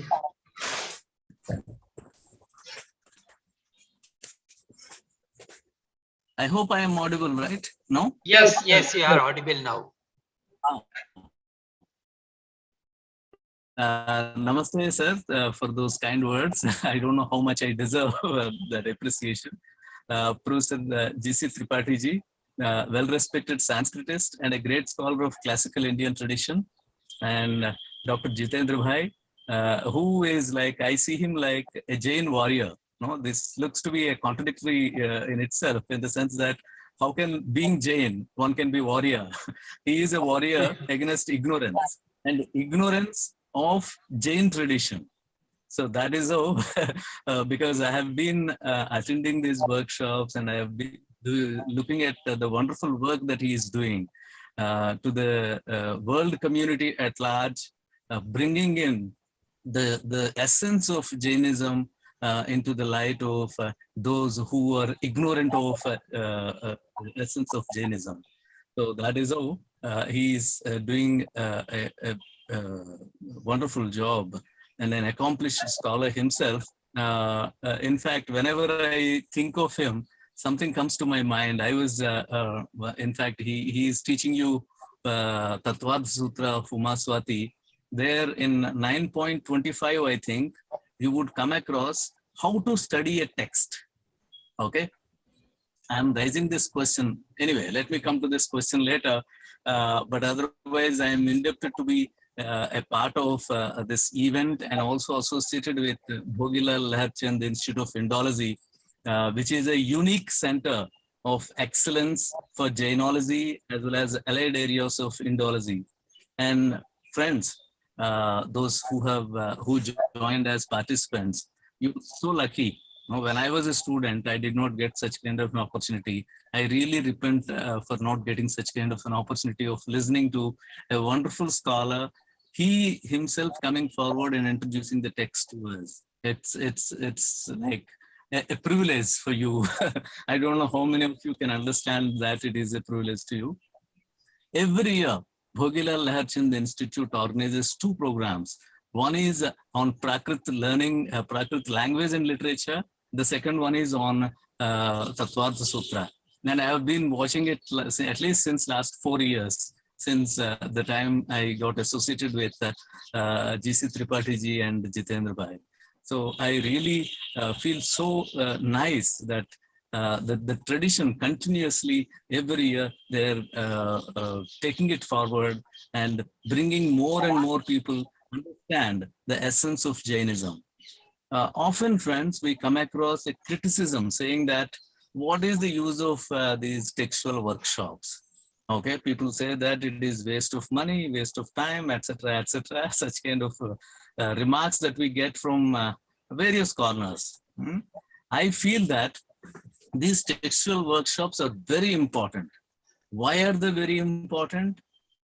How do we nurture our younger generations if we don't organize such kind of textual workshops?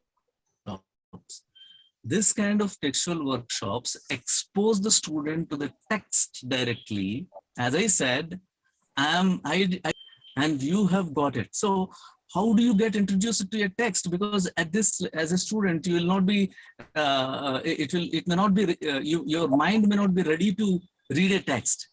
And unless there is an assistance from a scholar within the tradition, you may not get proper insights to enter into the text. So how do you, your mind gets nurtured by the essence of the text? Textual workshops. And also, text will have its own epistemology. And if you read it like a novel, you will never get the essence of what is there in the text. You have to get into the epistemology of the text. The text will have its own technical terms, and even if they look to be an ordinary term, it will have a specified import. So how do you get into that import? Unless who is guiding you to get into that. So that is how imbibing and also that epistemology, that knowledge of the text has to get into your epistemologies, so that the way you look at the world would change. Okay, so that is how there is a dire need for organizing such kind of textual workshops, and I'm glad Bhogilal Leharchand Institute of Indology every year organizes, and I am also doubly glad that Jitendra bhai every year puts himself in the front and offers these workshops and makes younger generations know the essence of Jainism. So in this regard, I just have one more point that I want to mention with regard to in general. Friends, I often come across whenever I give lectures on research methodology, people say,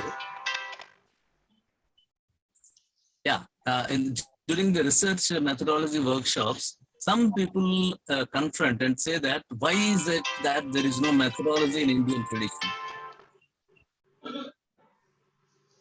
Yeah, they ask this question that why is it that we have so many methodologies in the West and we don't have any methodology in the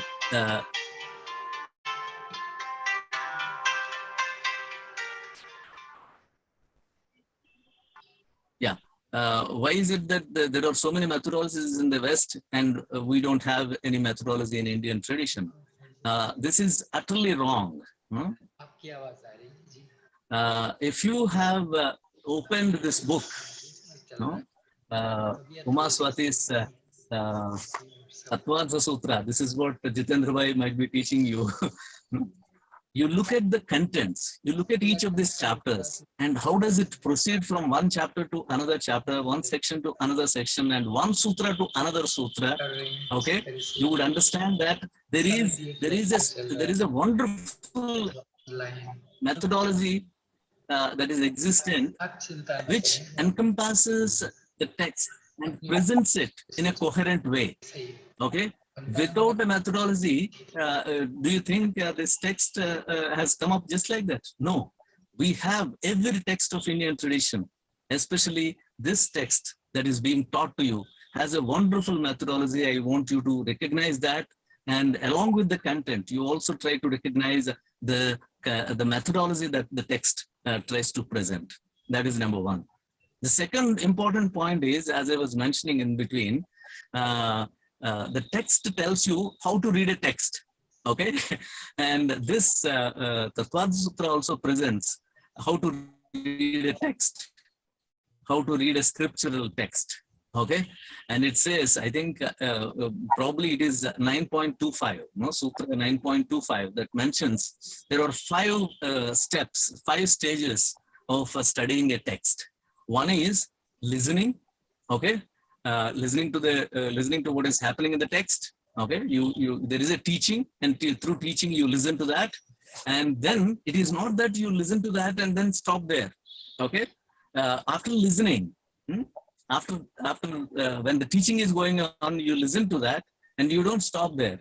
What happens after that is, after listening to that, you get a lot of questions in the mind. Okay, when you get the questions, it is not that you would go home with the questions. If you're going back with the questions, then there is no learning at all. So what is required there is questioning. Friends, often many of our people tell us that Indian tradition doesn't allow questioning. No, that is absolutely wrong. The text, every text asks you to ask questions, because the authors or the texts are not scared of questions. These texts, the classical Indian texts, okay, are of thousands of years old debate, which means they might have come across many of the questions that we may have in our mind, then they might have answered them successfully. So why do you think that they would be scared of your questions? No, they ask you to, they provoke you to ask questions so that you would have a better understanding of what is being stated in the text. And that's what is presented here. The first one is teaching and learning, okay, listening, vachana, and then prashna, you question it, and then anupreksha, okay, anupreksha. Anupreksha is basically after listening and after questioning, you also have to have some reflection in the mind. It is not that once the questions are answered, you would stop there. No, if you stop it there, then nothing might have gone inside. So what is required is deeper reflection within your mind after listening to that. Okay, Dr. Jitendra Bhai has told us that this is how dana has to be understood. So if that is the case, how do I really get what he has said? So you have to reflect within your mind about what he taught you with regard to Tattva Sutra. So the reflection is another important aspect. And then along with the reflection, they say correct recitation. You have to repeat what is being taught to you in the proper way, under the guidance of a scholar, a teacher. Okay. And after proper recitation, what you also get is you become eligible to teach others. Okay. While teaching others, you again improve, get a deeper understanding of what you have learned and what you have known. So that is how there are 5 steps that are presented, 5 stages of studying a scripture, and these are available in the text itself. Okay, that is the important thing that I want to mention. It says teaching, questioning, reflection, correct recitation, and then preaching the doctrine. So these are the steps that are stated in the text. I think these are very important. And in this regard, basically, I appreciate Jitendra Bhai. He perfectly follows this. He teaches you, he makes you question, he makes you reflect on them, he makes you remember them and then recite them, and then probably if you reach that stage, then you would be able to teach others as well what is the essence of Jainism. So that's how this workshop would be definitely, I'm sure, is helpful to you and would be helpful to you as well. And then, friends, there is, though in the contemporary academic scenario, I'm only talking about academic scenario, a lot of research that is happening on Indian tradition, including Jainism, Hinduism, Buddhism, okay? But I believe, this is my half knowledge statement, I believe the research on Jainism is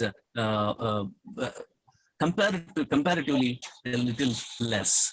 So I really feel bad about that, because I look at the academic department, philosophy departments in India, and we don't get many dissertations and theses on Jainism.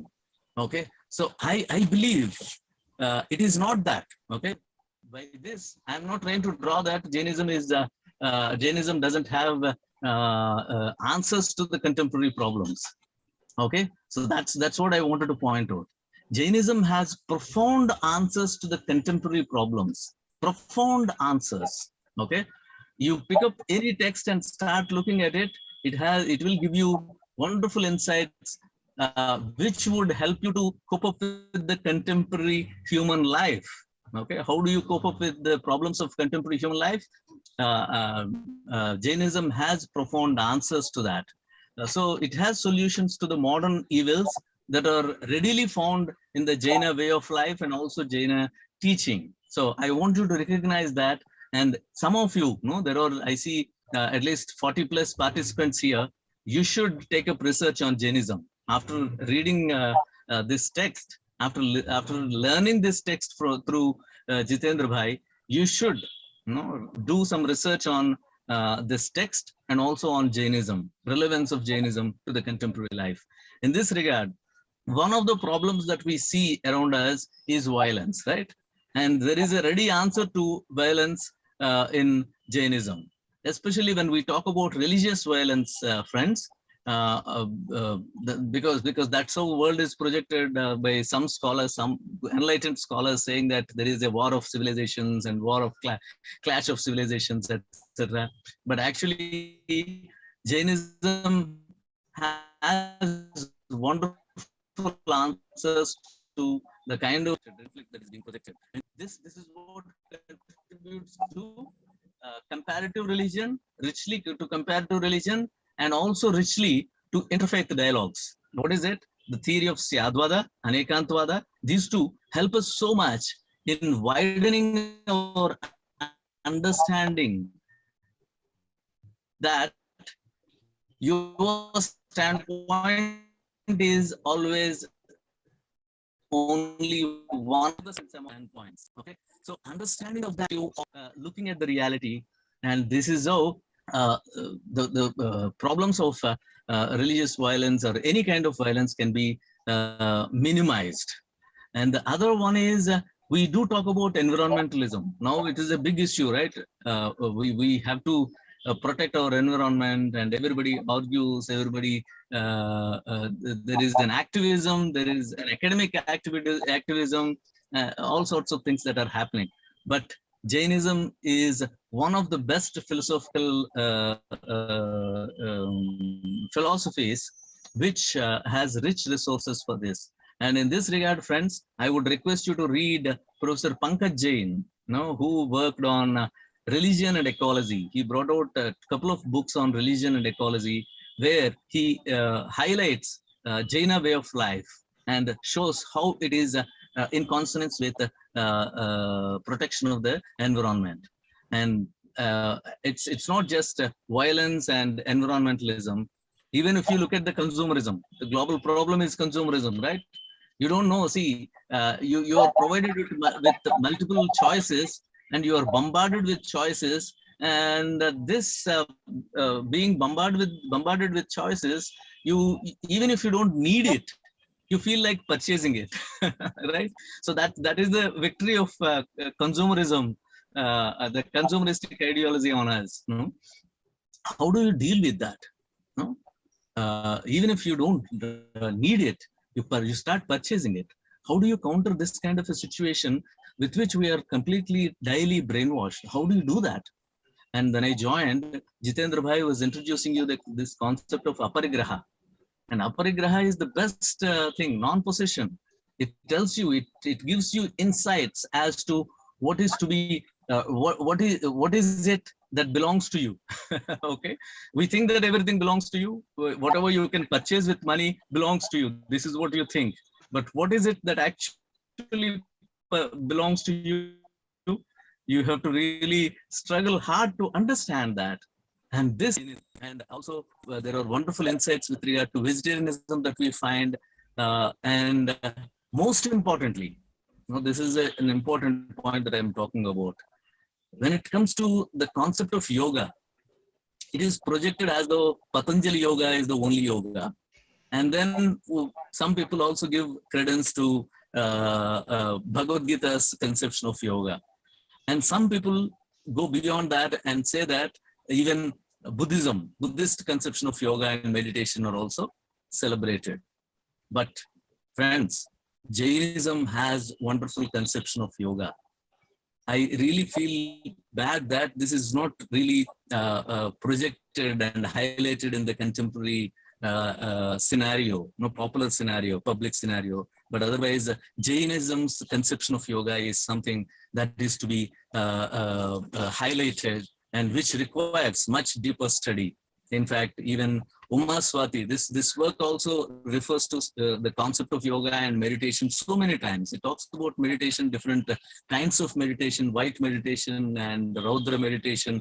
So many insights on meditation that you find in this text, Tattvartha Sutra.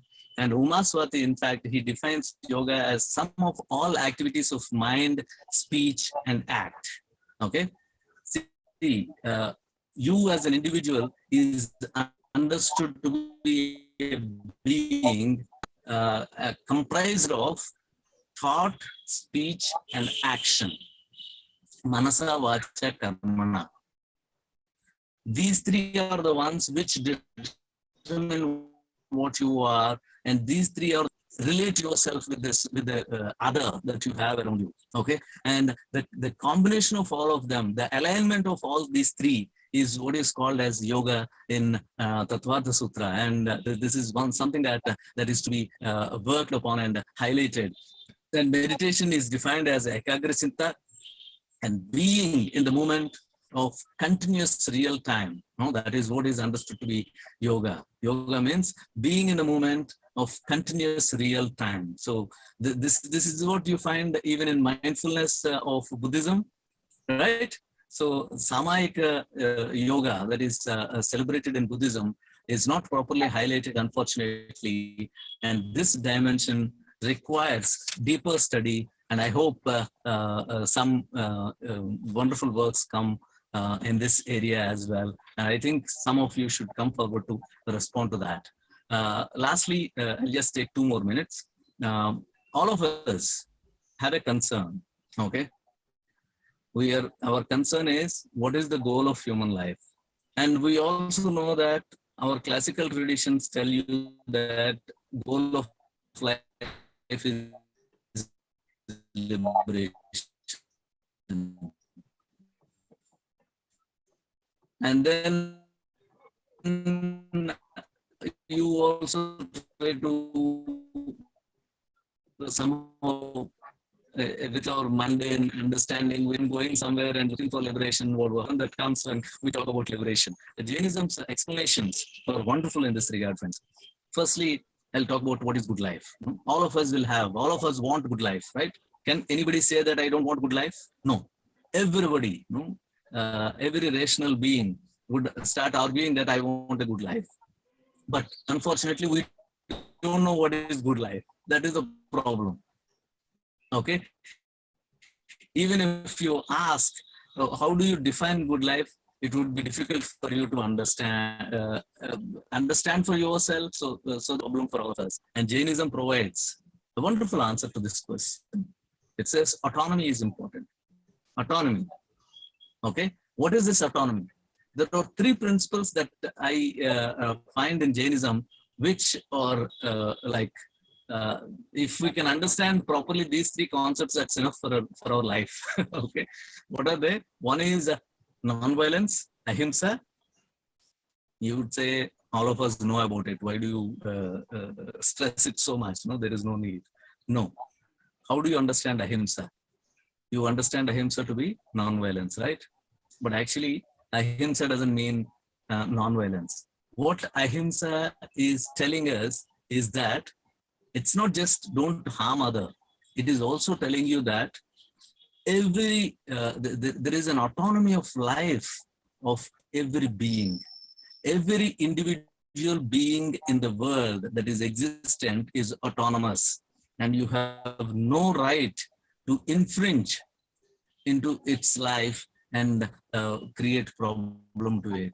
So what ahimsa in fact certainly pushes you to understand is the autonomy of life. Every being, it's not just human beings. Unfortunately, the anthropocentric attitude of human beings is that only human beings have autonomy. But Jainism says autonomy of life itself. Okay, every being, every living being, including the plants and animals, have life, and that is how autonomy of life is what is being celebrated and advocated through ahimsa. The second important thing is anekanta, no? Non-one-sidedness, many-sidedness that we talk about. What does it hint? What does it try to tell us? It talks about autonomy of thought. So it says, you can never argue saying that your standpoint is the only correct standpoint. Okay, and that is how it also tells you. It also tells you that the others' standpoints, others' thoughts are also equally autonomous and important as yours is. And that is how autonomy of thought is what is being stressed here. Autonomy of thought of every individual is so important. No, see, do you think that autonomy of life and autonomy of thought are only important during 2nd century BC and or AD, and they are not important now? They are important for every generation, every sphere of life. And the third important point that I was talking about is aparigraha that Jitendra Bhai was introducing you a few minutes back. And what does this aparigraha teach us? The first one, ahimsa teaches us autonomy of life. And then anekantavada teaches us autonomy of thought.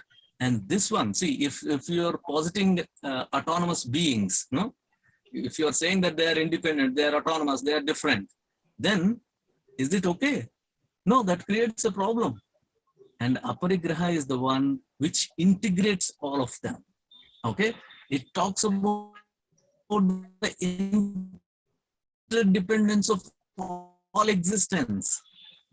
You may ask, how does aparigraha non-possession talk about interdependence? See, so don't think that you have right over something. Okay, everything that belongs, that exists, belongs to everyone. Okay, and that is how it leads to non-possession, and it leads to interdependence of all existence. And these 3 points, autonomy of life, autonomy of thought, and interdependence of all existence, is at the core of Jainism. And this is what is being explained in this text by Umaswati. And that is what is, understanding that is what is good life. Okay, so in order to achieve good life, you have to understand that all life, there is an autonomy of life, there is an autonomy of thought, and there is an interdependence, and only then you would be able to conceptualize good life in terms of ahimsa, anekantavada, and aparigraha. So that is what is being stated through this text. And there are certain interesting questions which are also explicated in the text, which while studying the text I have picked up. I thought they would be interesting to you as well, friends. Most of the classical Indian texts raise this question: who am I? Okay, the quest is starting from Upanishads. The quest of the being, the individual, is to understand what he is or she is. Okay, who am I is the continuous quest. And in order to understand who am I, do I have to go outside myself, or do I have to go inside myself? Okay, and this is the major concern.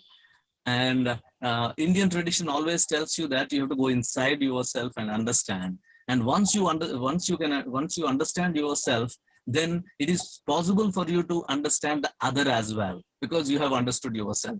Without understanding yourself, if you try to understand the other, it leads to total collapse of the proper kind of understanding. Okay, so that is how who am I is explained very well. No, these substances that Jitendra Bhai might have introduced few categories. it explains you. It is a symbiosis of physical and spiritual substances. Who am I? The question the answer to the question, who am I, is explained in terms of symbiosis of physical and spiritual substances.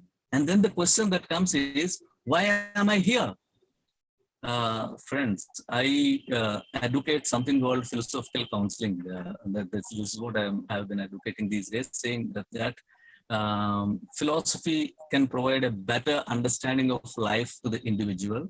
And if somebody is troubled by the existential issues, then I believe they should consult a philosopher and talk to a philosopher so that they can balance themselves.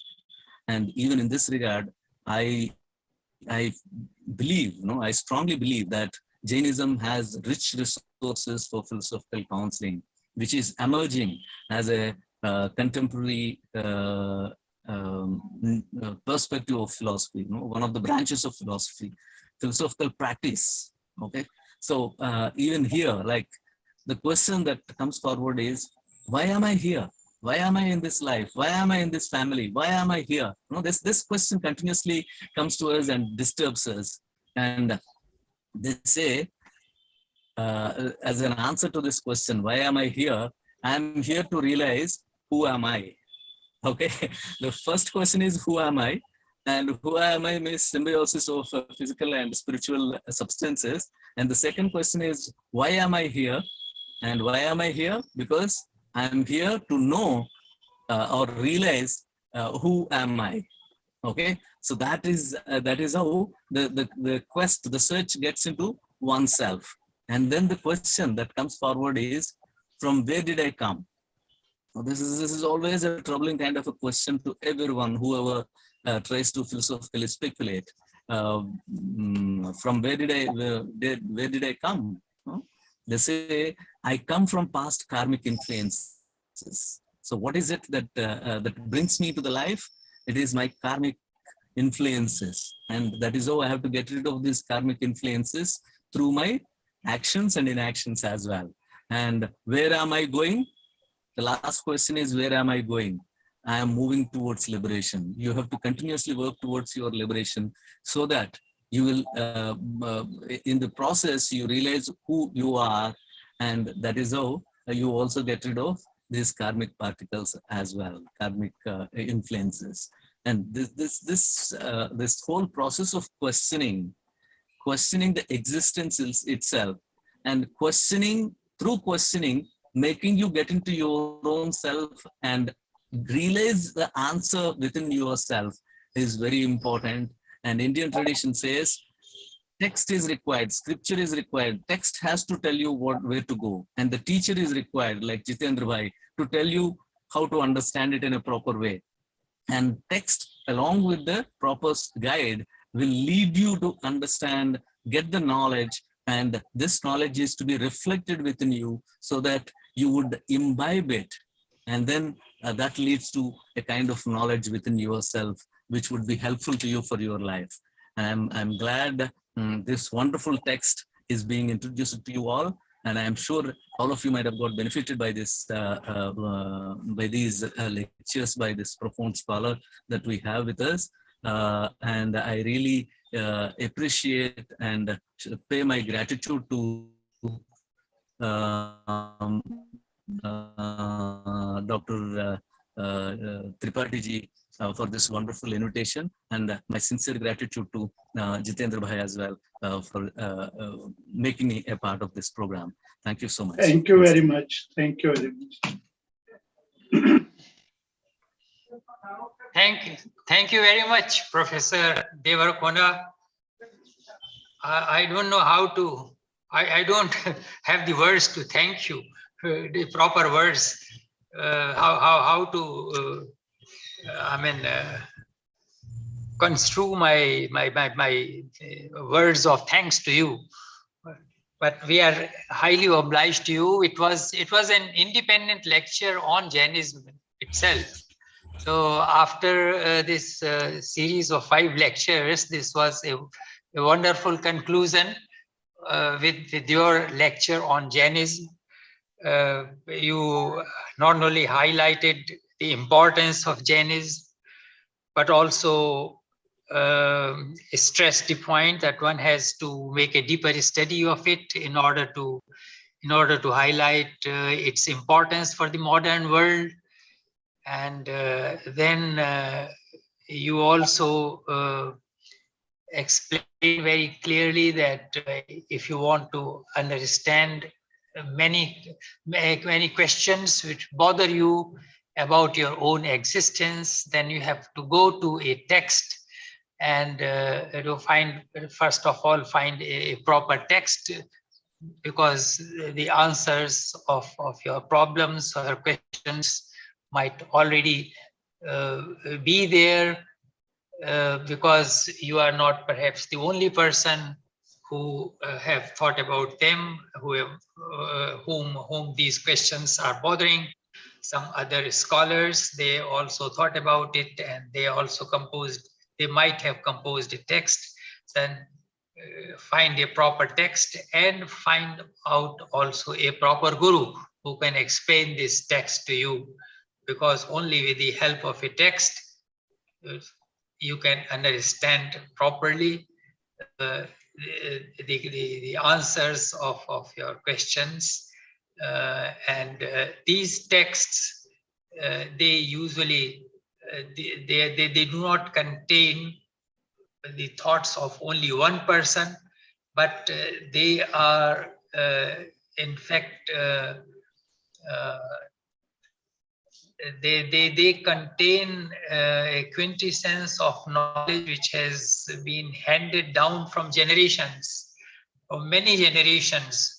Many gurus and shishyas have pondered over these problems, and the essence of that you would find perhaps in such a text.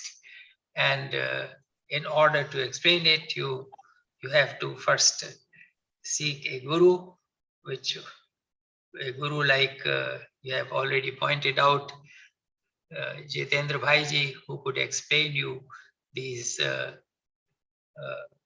the problems and the answers which are there in this text.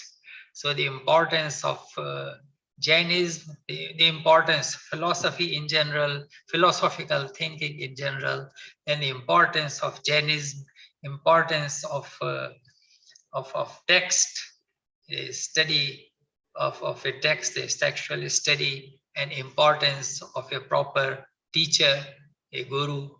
All these four things are important, which you have very clearly pointed out. We thank you very much, and we are highly obliged to you. In fact, not only I, but also all the participants who are listening to you, they are highly obliged to you that you have given these concluding remarks, and you have inspired us to know more and to learn more about Jainism. Thank you, sir, very much. We are greatly obliged to you, and we hope that you would be gracious enough to oblige us next time also when we need your help. Thanks a lot.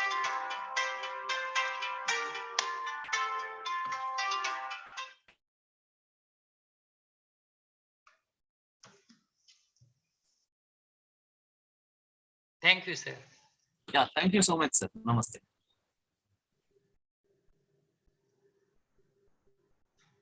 We can conclude the session here.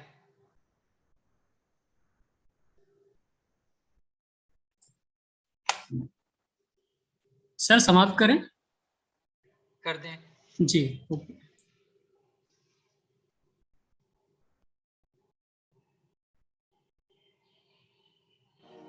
अर्हन्तो Bhagwant इन्द्रमहिता सिद्धाश्च सिद्धिस्थिता आचार्यजिनशासनो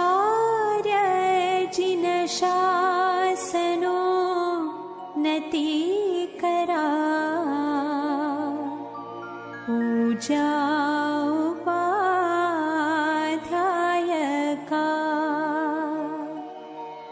Shri सिद्धांत सुपाठका मुनिवरा रत्नत्रयाराधका पञ्चे